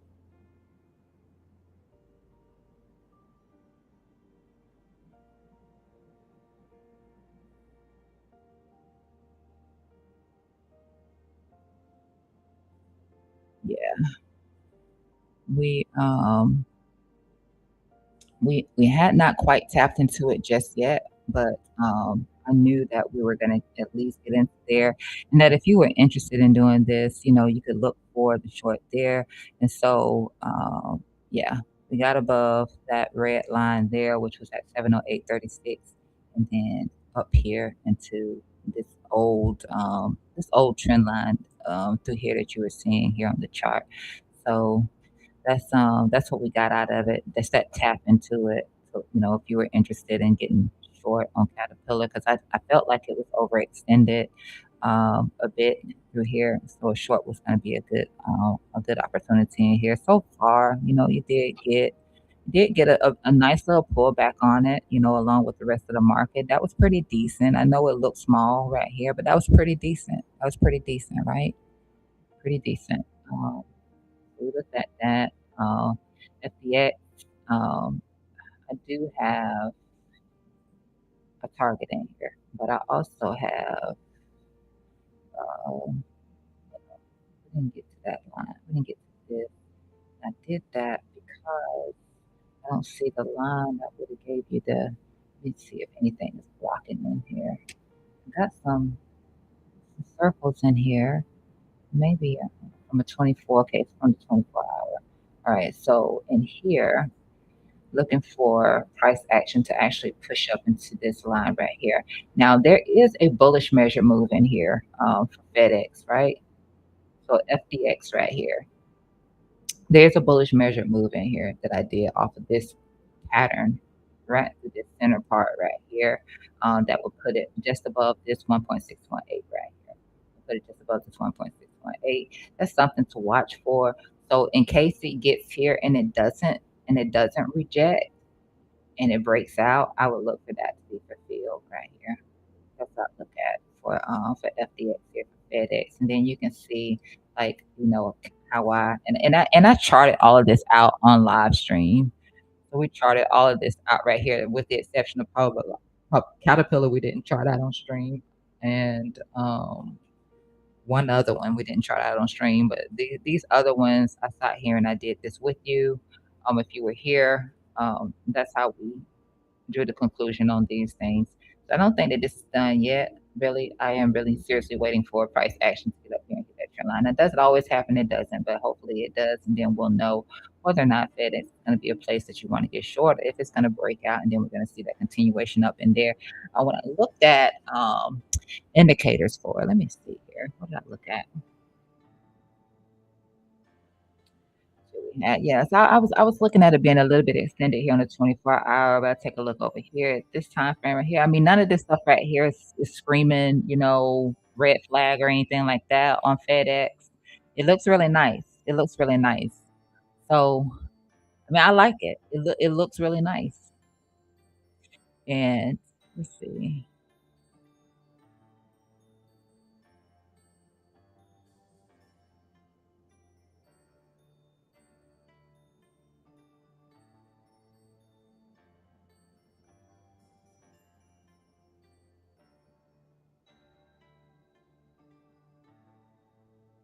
Nothing has changed on FedEx, to be honest with you, not from the other day, unless this was a wick at that time, and then, we grew back into it, but I don't see anything that has changed in here on, I don't see anything that's changed in here on this one right here. From the 3rd of February, it looks exactly the same, as it does, over here on the screen. Nothing has really changed. So, um and then there was Alco. Okay, I said that it had this bearish divergence in here, and then it had the bullish divergence also. So let's take a look at that. I think I was on like a 4-hour time frame assessing it, and what I said to you was that there is still this bear flag. Okay, so there's this head and shoulder formation that has not been invalidated, but price action started to do this right here. It started to build out this formation right here. I said to you, this is still valid, which is why I haven't put a target to the upside. This is still valid, but just to be careful with this because um, it was building out the structure in here. It did have the bullish divergence in here at these lows where price action was getting this bounce in here. I was looking for a rejection here, and initially, it did pose a little challenge to it. But this right here is like euphoric back above this red line right here is euphoric. And it just I don't know, it's at some strong resistance in here. Um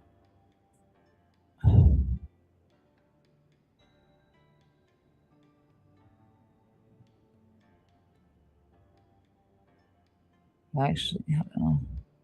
I didn't bookmark this one.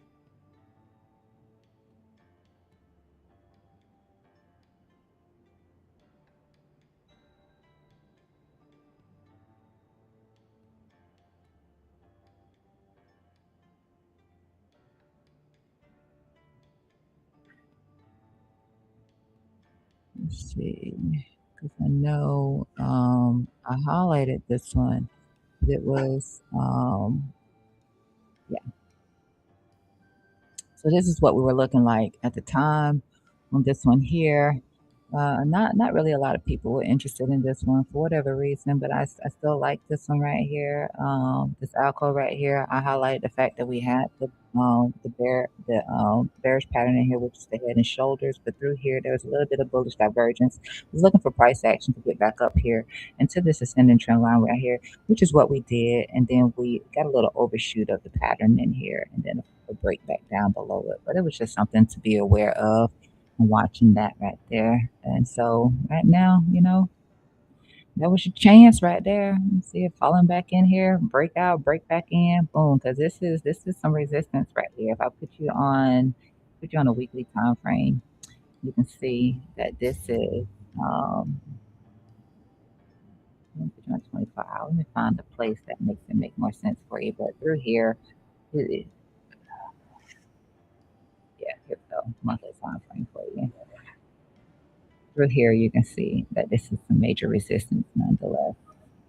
Whatever's happening through here, regardless, this is resistance.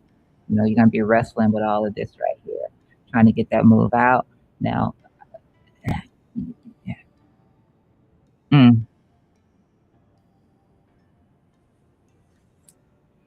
fine on this monthly time frame. They had earnings right there. Uh, that was why I wanted to watch this one because of earnings too. That was what it was. I jumped on this one because of earnings. Um, but yeah. Anyway, that little wick right there can be invalidated, and that'll be the top side of the head, the head and shoulders. That's gonna invalidate that there. I didn't really see any majors in here for it though. I really didn't see any majors for it. Aside from that level right there, that 6282, uh, and just being above that is it's going to be a little bit of a challenge. Now this looks corrective through and through, right through here. That looks corrective, but you never know. You never know. But that definitely looks corrective. But I didn't see any majors in here for this. Nothing really stood out that raised a big concern for me. This was where it got the break above right here. So as I was posting on it saying be careful, that was where we got the initial break um, of this fallen wedge in here on the RSI back up. And then, our failure through here and also losing this low down here as well. So you could look for an invalidation of this low right here where this momentum kicked in at on price action. Look for an invalidation 5609 in here. If it falls down below that, if it ends up closing below this right here, then you've invalidated this move up, and then you just get your little continuation in here, possibly looking at 49.94 here for Alcoa. And then I think last but not least, let's see, we had Johnson and Johnson in here, looking for a target in here on Johnson and Johnson. Let me just scoot these two over right here. Um, I gotta unlock them first. Let's push him over here like that. And then lock them back in. But it'll be the top side of the line, trend line right here for Johnson and Johnson. And if for some reason Johnson and Johnson breaks outside of here, then it's 244. I think it's I don't just think it will be quite an extension for it at this 244, $245 level. It's gonna be quite the extension for it here. So just be aware of that, just in case. And this is coming off of, you can see this right here.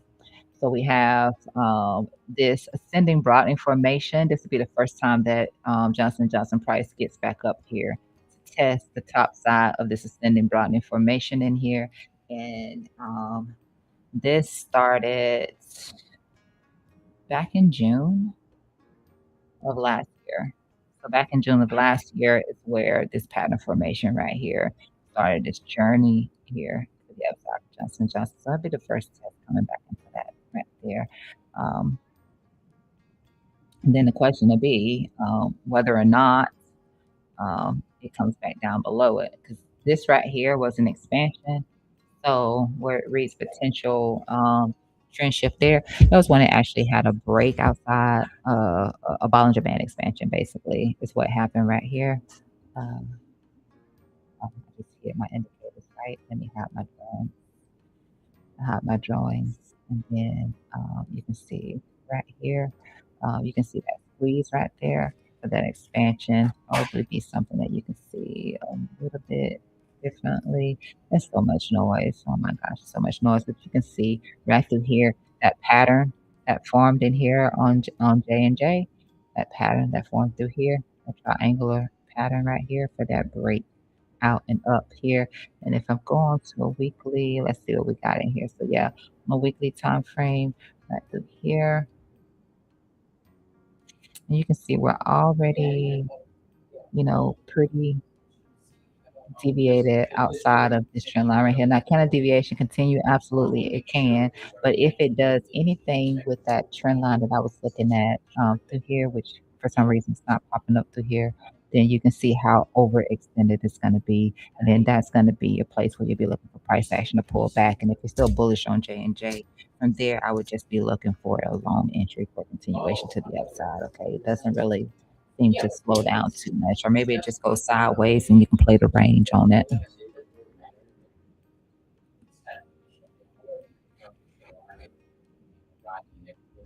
But that's where you're staying in between here, right here. Right.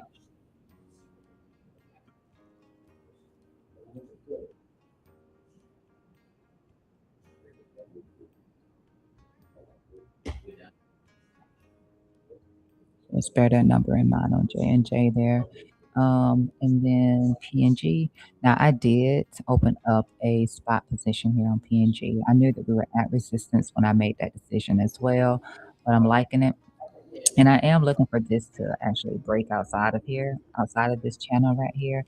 Or maybe it just stays within it and continues to move up. Actually, it's going to be better for it if it stays within here and just continues grinding higher and higher and higher through here for PNG. But they did have earnings not too long ago. You can see, some of the stuff you're going to have to deal with if you do decide on this. But like I said, it is at resistance. You can see right through here, it is at resistance. But I did go ahead and buy myself some um,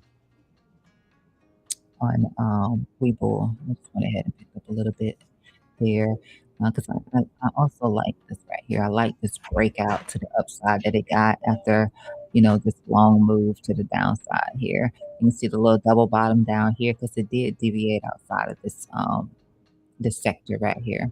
Um, I mean, but right now I like it. If I have to cut it, I'll cut it. You know,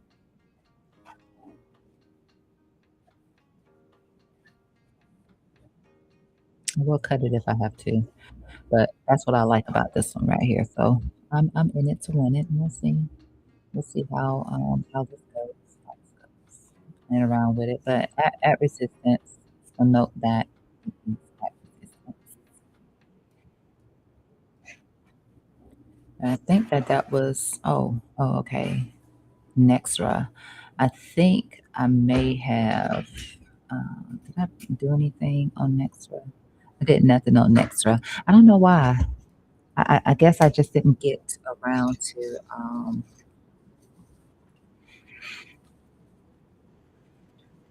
I guess I didn't get around to doing the TA with you guys here on Nextra, but I will leave this right here for another time. I'll probably just take care of this off stream right here, and then I'll come back to it. Or it might have been one of those where it was just like, I really don't see anything, to really do in here with this. But I will get back and take a look at that later. Was there anything in here? Um, AMD. I maintained that I was bearish on AMD. AMD got back up here. How high did we get to? I don't know. All I know, I told you I was bearish on AMD. I'm just absolutely just bearish on AMD. I just am. I just am. I'm bearish on AMD.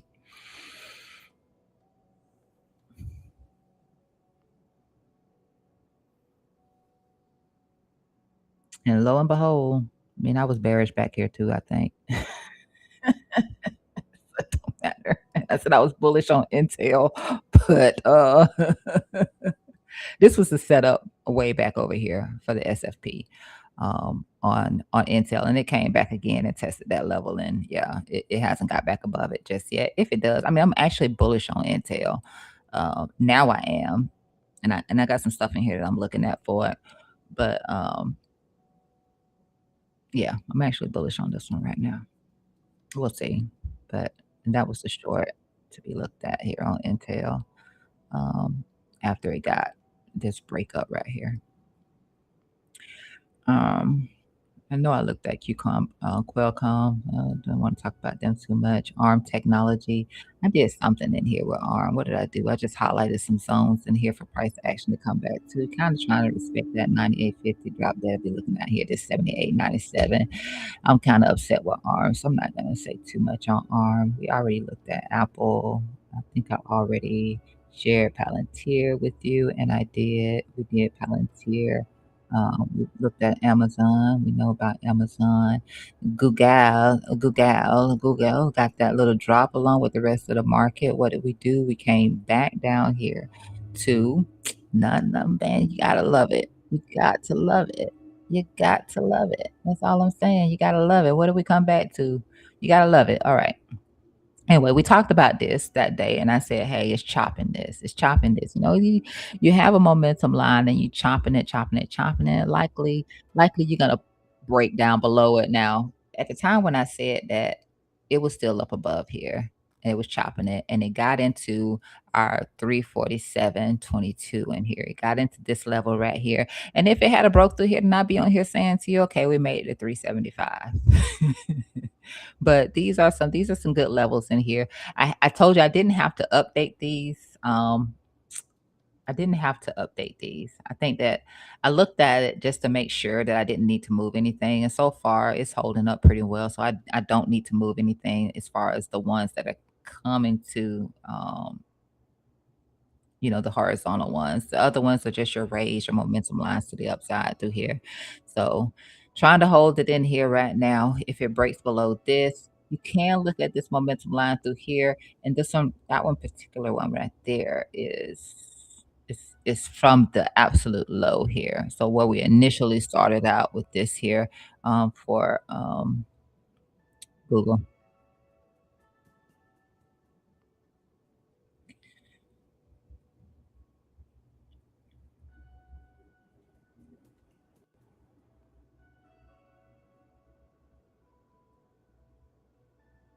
I mean, I'm always looking to come back to standard one. I'm always looking for that. So if this is the start of something more aggressive, you haven't even seen it yet, and I'd be looking for standard one to get hit, and that's at 252. If it's the start of something aggressive, because it is extended in here, it is quite extended here. It can just continue to do this though, where it sideways and up, but if this is the start of something more aggressive, and let's take a look at the weekly time frame right here, just to see what we got. Nothing necessarily through here. It did start putting in some bearish divergence right through there. Nothing that I really see. Oh, yeah, we did get a break of this right here, though. We did get a break of this, and then it started the bearish divergence. So that continuation could happen. I would probably do something like that and see how that goes. But yeah, it does have the bearish divergence here on the weekly time frame. Whether or not that decides to give, like you're far from anything more serious, but you do have a tight squeeze through here too.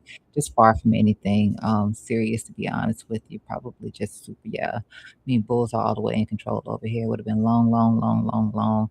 They had earnings right here and everything looks good, but sometimes you can get a good earnings and the market's just like, you know what, I'm tired. I don't expect for you to do anything other than give me some good earnings. That's it. You're Google. You're Google. Who's not using you? I mean, most people are. Most people are. But them levels are to be respected. I hope they are. High indicators in case anybody in here just wants to rock with them, you know. Do your own research. But just in case, you got 375 up there. You got the 347 right there that we got that nice little tap into. You got 316 right here. You got 288 there, and you got 262 down here. We got that VWAP coming in on that full move from the downside. And if I drop me a VWAP right here, this is the start of something right here. I don't know why that line isn't touched. That might be what my problem is right now. You see that? But I tell you, it just all depends on what time frame you're on. Hold on, let me move this. No, it didn't make a difference. Okay, I'm gonna put it back because I don't know what time frame I pulled that from, and the reason why that line is kind of off a little bit, right there. So, hold on, now unlock here. I'm gonna lock this back. I don't know if I'm gonna keep this on here. Uh, let's move it for this second touch right here. Well, this was the second touch, but let's move it for the third touch. I just want to see what we got going on right there. Off of that touch right there, tap into it right there. Yeah, so just kind of be looking down here towards this 316, 317 next here for Google in the immediate, in the immediate. Right. Looking at Bitcoin, I mean that short is delivering off of the at your own risk. It's okay for now. I hate I had to stop out on that one, but I tried. I'm gonna try it again. Not yet. That 4 hour looks a little bit more delicious again. I'll try it again. Right now, we lost whatever it was trying to give. Google, Microsoft. Oh, baby, we're getting closer and closer to our entry down here. We trying. Right now, we at 404. Now, remember what I said about this one, okay? I'm gonna put this on 24-hour right here so we can see what we got going on. Remember what I said, because we've been waiting on this for a long time. For a long time, we've been waiting on this because it's got that double top right here. We met the measured move on the double top finally. But this gap that's in here, see this right here? This gap right here. It's from monthly time frame right here. This gap right here. Looking for this gap to be filled and looking for the entry on it. Now I might want to slide this out a little bit, so don't take that to heart right there. And I can turn this on so you can actually see what this is. But price labels. I want you to see so you can see what that's for 397. Now I'm expecting for it to tap this line right here. Expecting for it to tap this line, fill in the gap right here. But I also want to see it if we're going to tap this line. Now, can it continue with this move down? We talked about that. There is a chance. So be prepared to let it go if if it don't show that it's going to try to hold in here, you just want to let it go. But this is our parallel right through here. This is our parallel through here. We're looking for that. And if we're not holding that, then you know what? We got some stuff down here to start looking at. If it gets here and it's not right, and it's not right. We got some stuff to look at down through here, and let me move these daily levels in here on this thing too. Let me just do it like that. Let me move this to right here. Move this to here. I mean, that's gonna change. You know what? I probably should just leave it on this. You know what? Let me just do away with those altogether. And then one market. Yeah, I'm gonna do away with that altogether. At least hide it. 'Cause it ain't. Oh, it's not looking right. But we coming down here.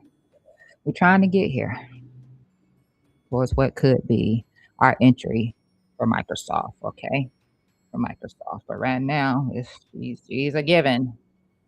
She's a given.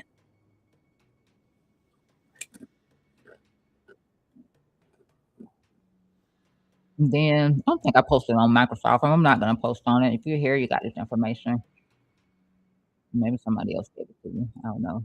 But that's Microsoft. We have been looking at that for Microsoft. Tesla straightened it through, but we have been watching this right here too. We know that with Tesla, and I've said it for over a month now, 315 can be a strong target for Tesla. 315 might be our go in on Tesla target. So still waiting on price action to get down there to that 315. Give me just a second.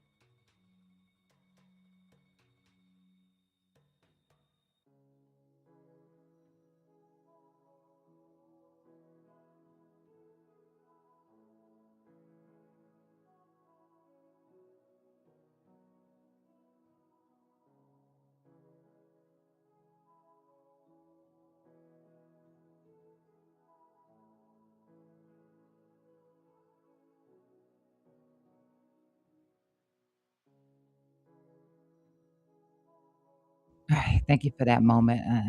You know, been sitting here for a minute.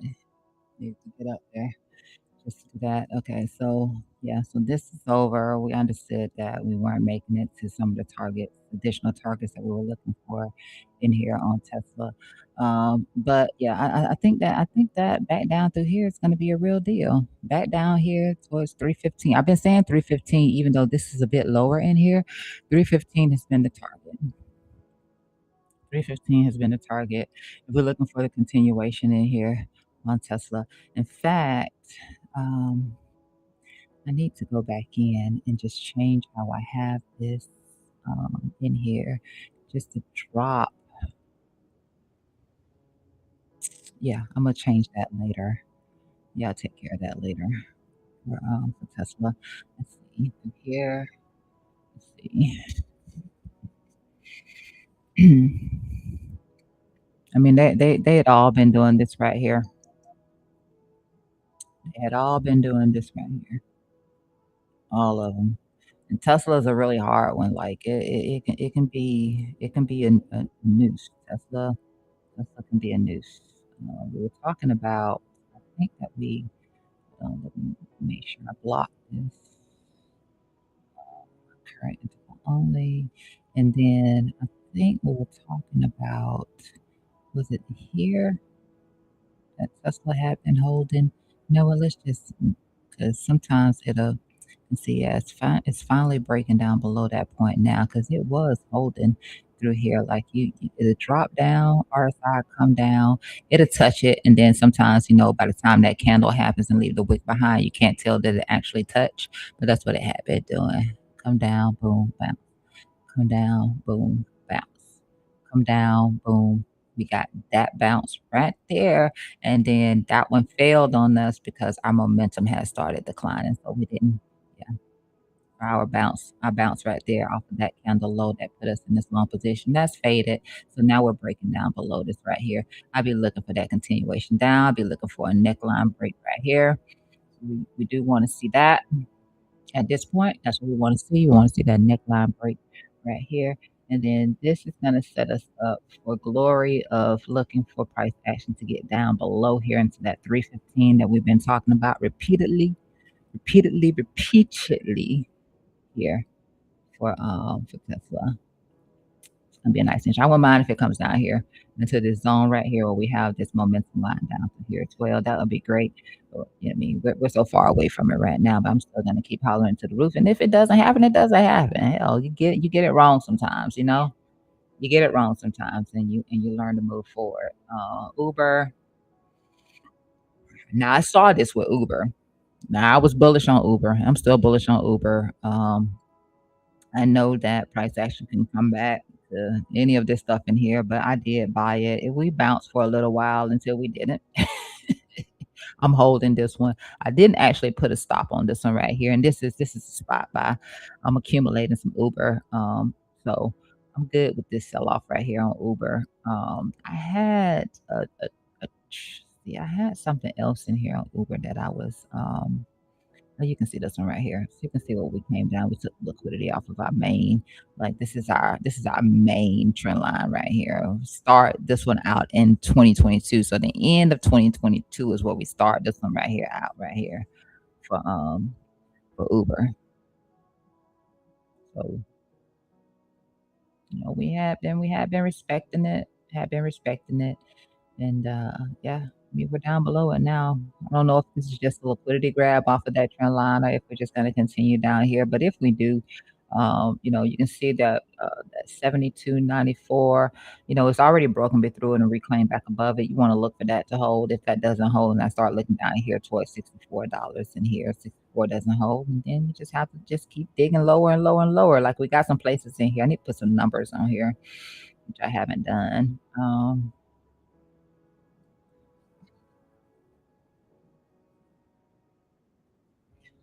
Usually a lot better. Um,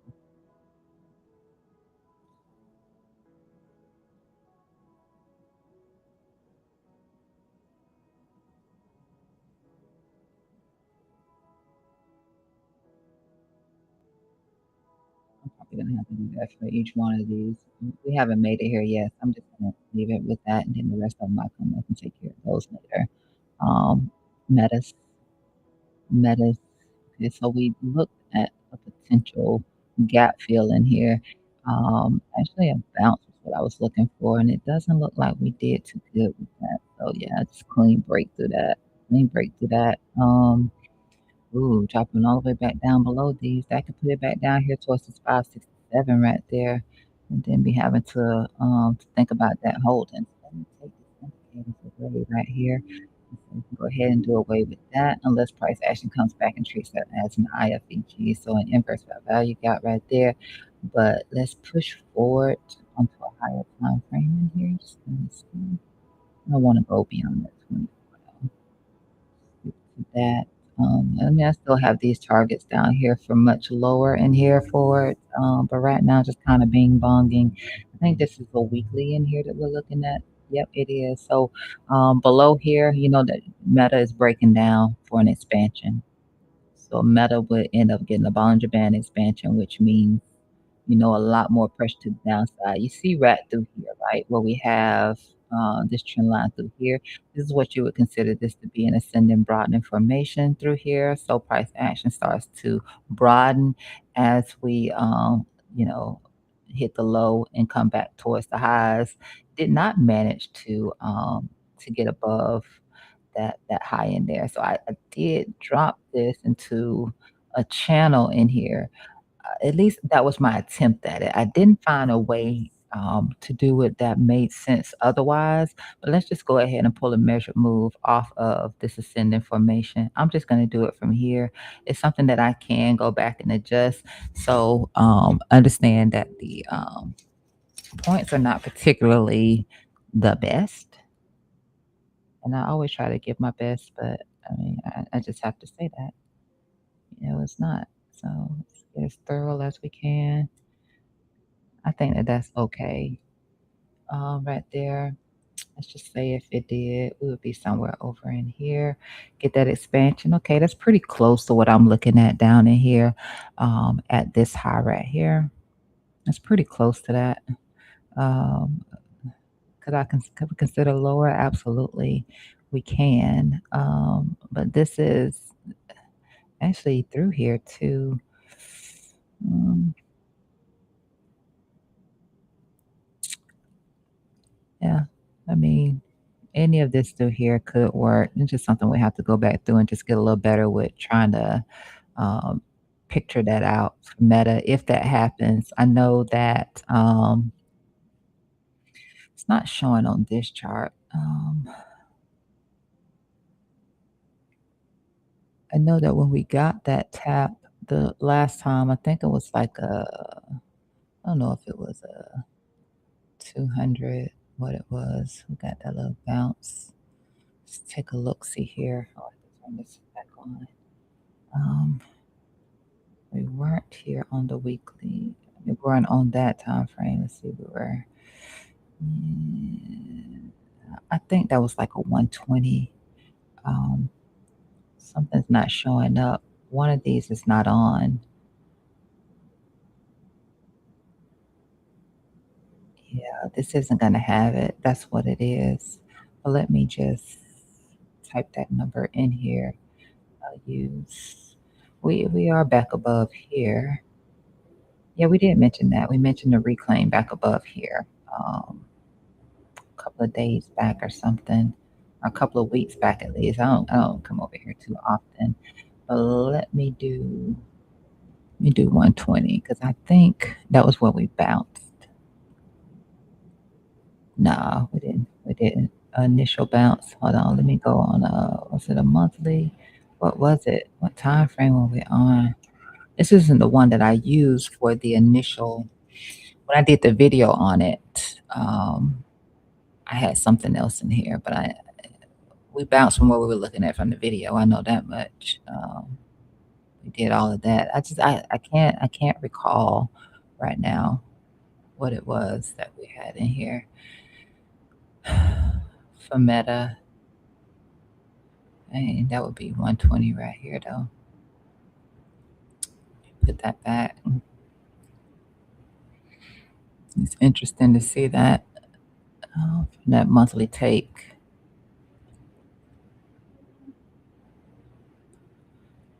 Yeah, I really can't. I can't focus on it right now. But you see that matches up here perfectly. Drawing it from the monthly time frame. The time frames will just kind of throw you off a little bit in terms of your trend lines because I know that I'm very anal when it comes to drawing trend lines. I know that much about me. I'm very anal when it comes to drawing trend lines. I don't like to just try to guess at it. That's why I love the magnet so much.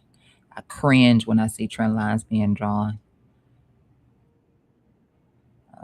So I mean that's Meta. We'll see. I'm not really honestly, I'm not strongly interested in Meta.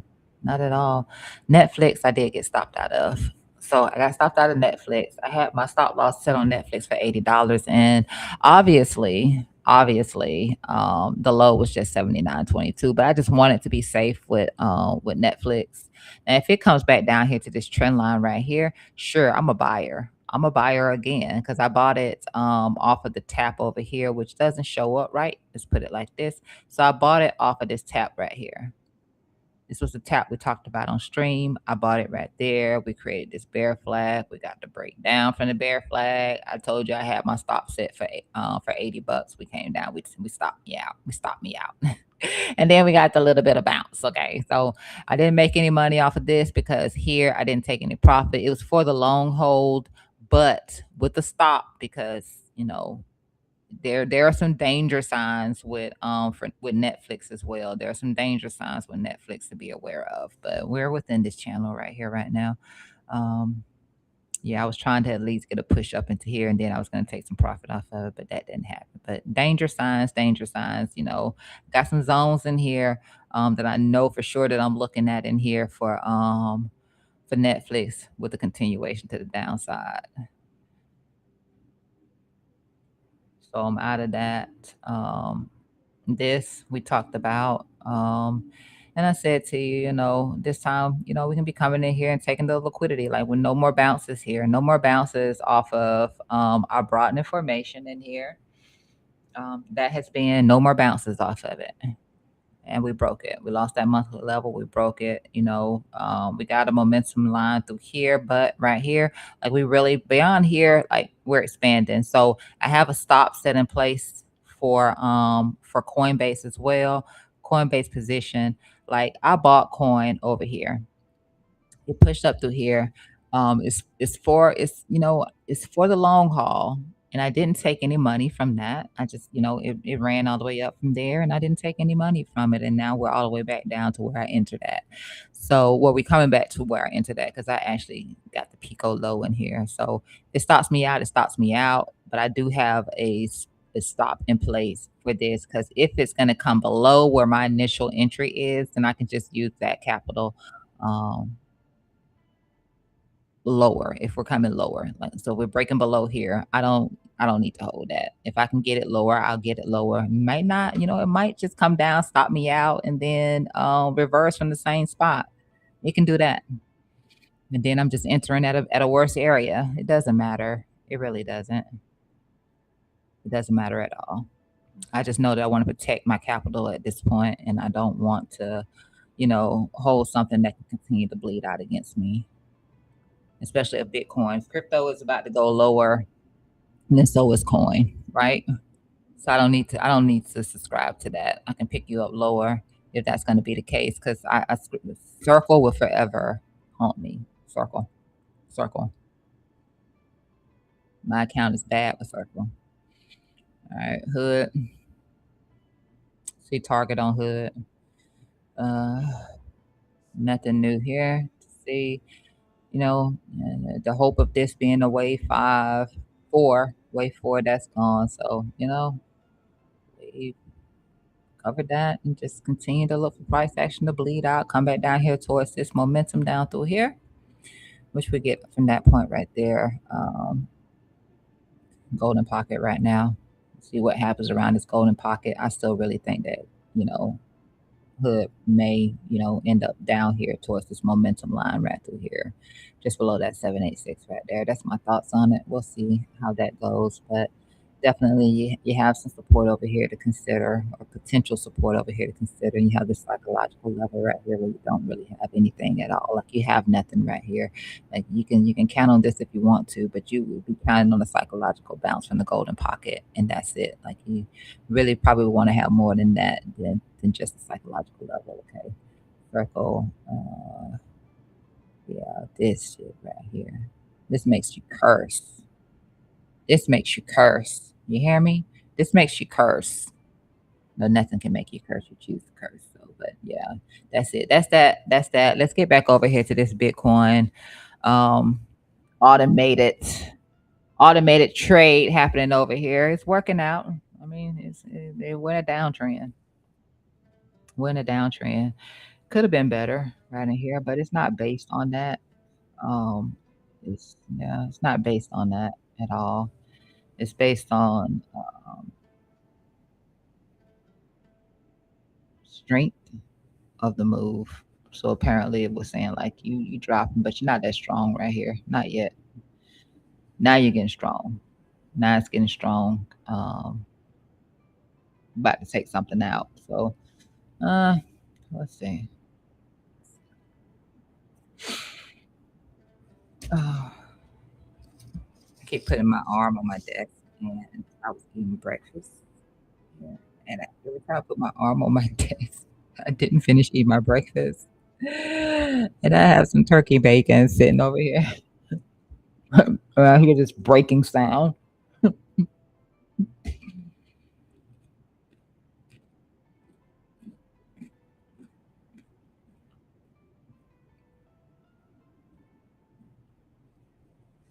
Anyway, that gold is looking a little corrective. Kind of a double bottom right now from where it is, but it's supposed to be on the 4 hour. It's supposed to be 4 hour. Back on 4.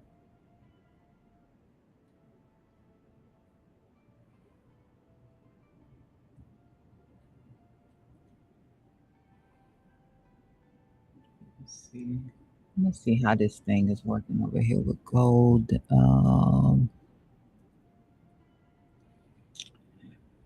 Oh boy.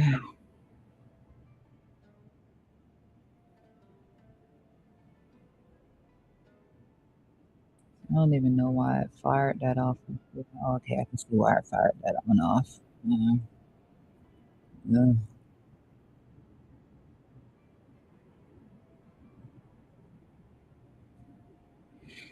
Yeah, if the market, it doesn't recognize bear divs in the market. It doesn't recognize bearish divergence, so it might fire something off, and so I don't know. It'd be a bear div. Price is going higher, but it has bearish divergence. It has bullish and bearish. That's the only reason why it goes up. Just bear div. We also have some bullish divergence too, but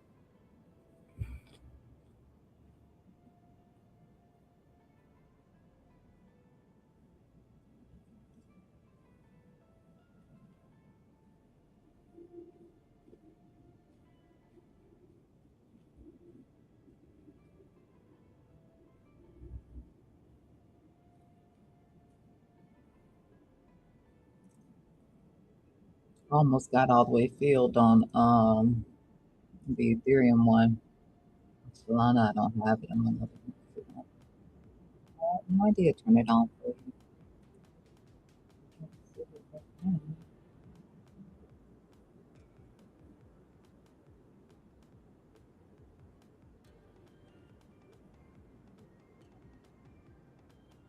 The 1 hour was a beast over here.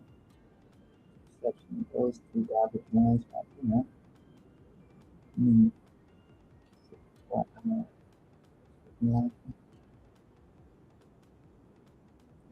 that's pretty come back for a while. I like that one.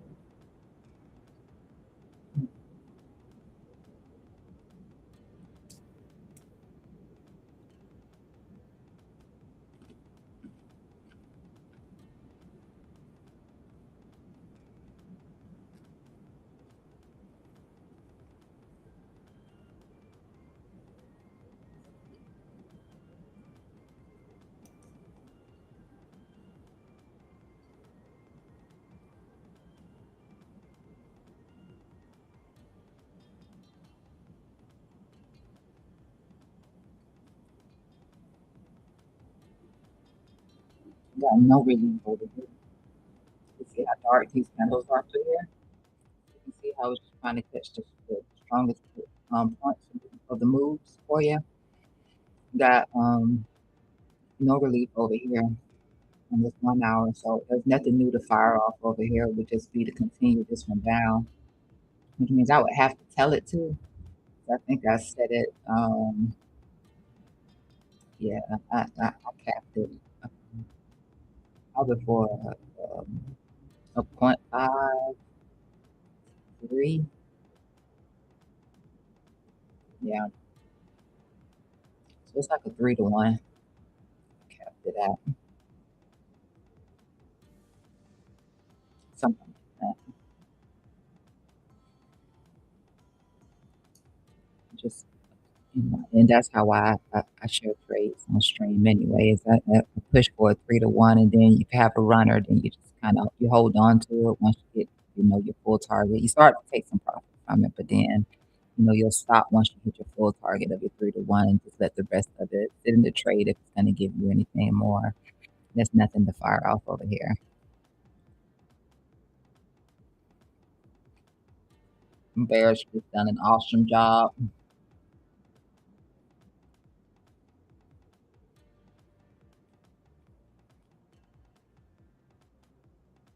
Just would have fired off a long right there. start off along over here. Probably would have had enough candles in between to fire off something right here. So it would have did it there, then would have did it here. It would do it too many times. And I hate for it to not give the best trades. Um, so you just have to pick and choose your poison. But once I get everything, I'm just saying there's some other stuff, it will be set up over there free for anybody who wants to play around with it. And it'll just run on here too as I stream every day. And just know that you'll be taking this stuff at your own risk. You will be taking it at your own risk.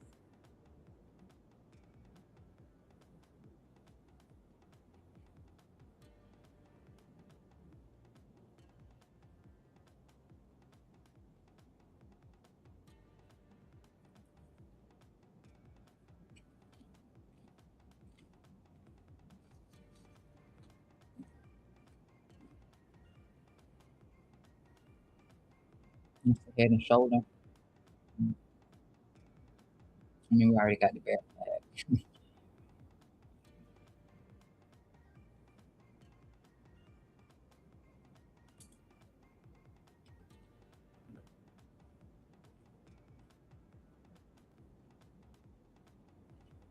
All right. We got another little news at 8:30. We had that unemployment claim, and yeah, forecast was for 212, and then came in at 231. What I didn't do was take a look at USDT dominance with you. I'm gonna do that, and then I'm gonna get out of here because I know you got places you want to be, people you want to see.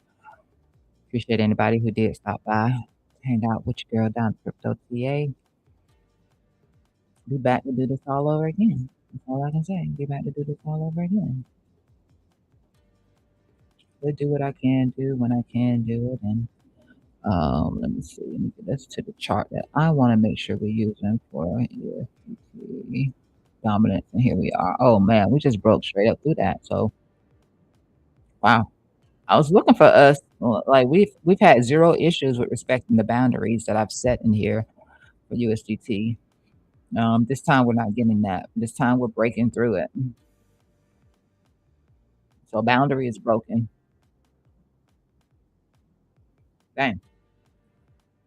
That boundary is broken. The next boundary is just gonna have to be up here at the 786. So you just go ahead and do that.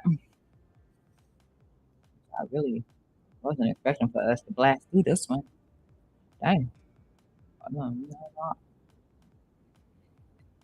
wasn't expecting for us to blast up through this one, but we did.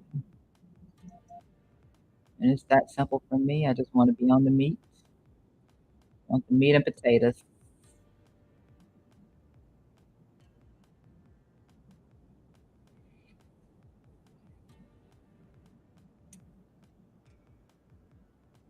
So resistance not holding through here. I'm gonna be up here into this next zone right here.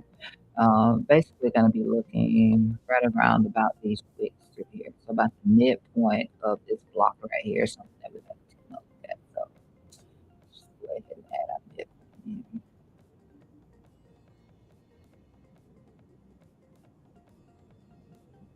I'm gonna look somewhere right around in here. Not the full field up here. Just right around these wicks right here. So about the midpoint of that next block right there is what we're gonna be looking at. And if you don't know, that was what I was just saying. I just want to get on the meat, remove the line bias. I'm going to focus on these zones through here. I thought that I had a measured target in here on this, but if I don't, I'm going to go ahead and take that from there. Go ahead and stretch this up. That one back here. And move this over here, and I'm going to put it right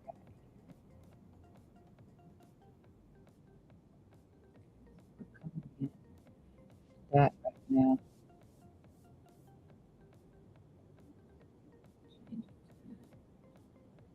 Mean like I was using before. Fade it out a little bit so it's not so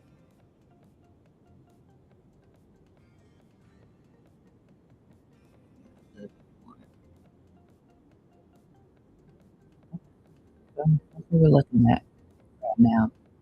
This is from a smaller one that we had hit. Um, that's what we're looking at right now.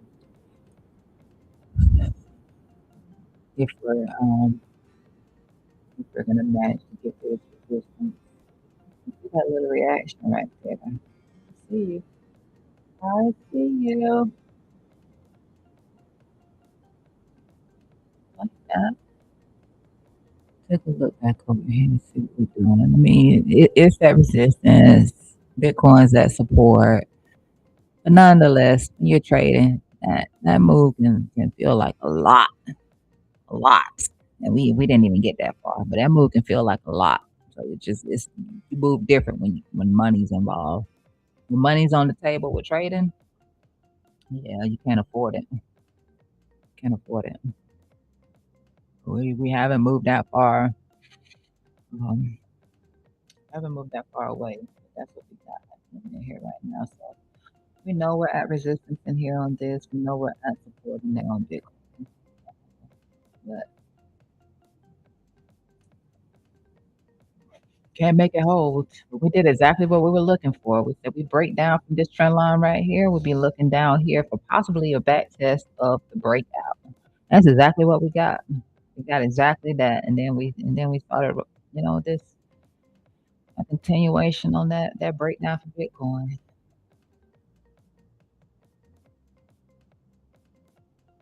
But we know that we're at some resistance. So I mean, this also confirms that golden pocket, that area that we're looking at, that low side of that channel, and that's going to meet up with USDT dominance coming into here and possibly just back here to this midpoint right here. That's going to line up with Bitcoin and that move to the downside, to that golden pocket, to that VWAP, to the bottom side of that ascending channel. That's going to measure up with that.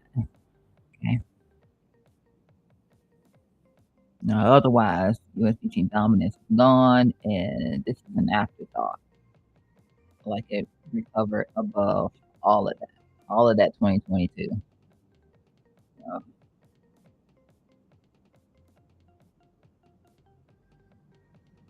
yeah, this right here was the measured move. Let's go break out right here.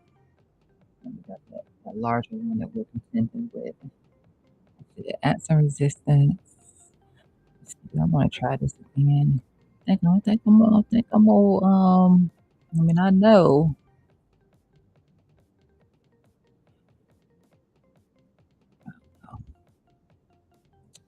I know that, I mean, we're not too far from what I was looking at earlier, or even where I got stopped at. Um, If I had to just say stop, but eh, I can cut it back for a little $500 loss. I'd rather be more of that wick filled in on it right here. I don't want to keep trying it in the same zone though. That's the only thing. That's how you get wrecked. Or you end up paying more in fees, and you're trying to trade the same area. You're invalidating the same area. So no, I mean, yeah, there's no curvature on that 4 hour.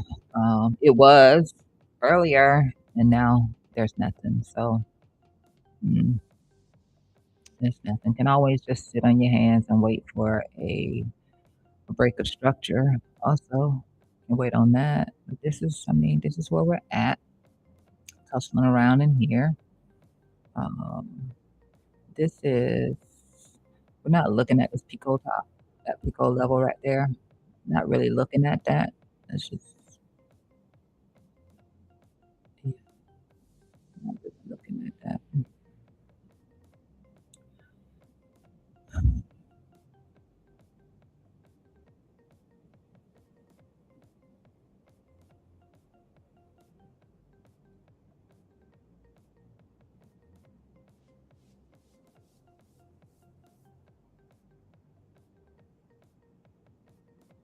It's that cool off. It's that cool off right there. And you saw that little rejection on USDT dominance. But let's see. Let's see.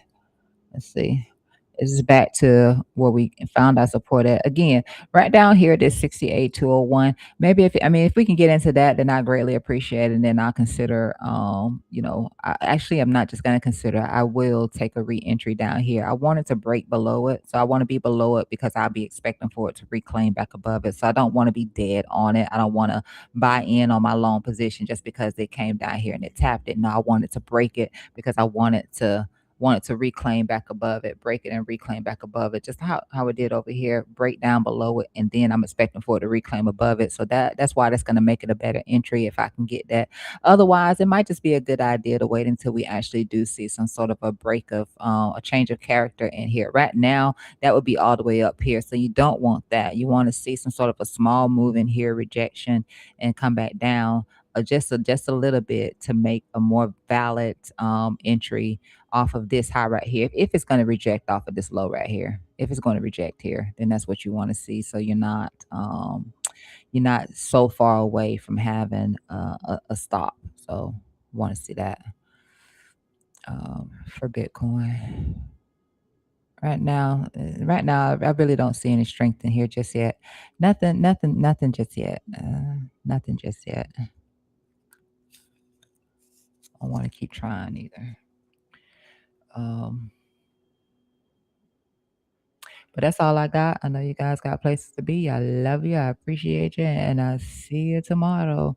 I will post up on some stuff. And if we fire off some new stuff, you know what? I'll post on that too while I try to work on this a little bit more in here.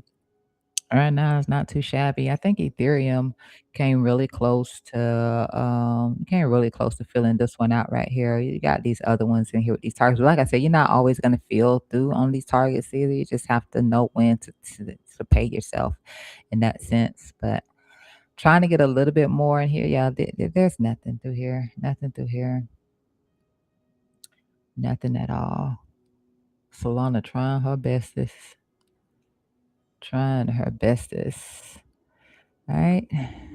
Look out for that news data, and I'll see you tomorrow.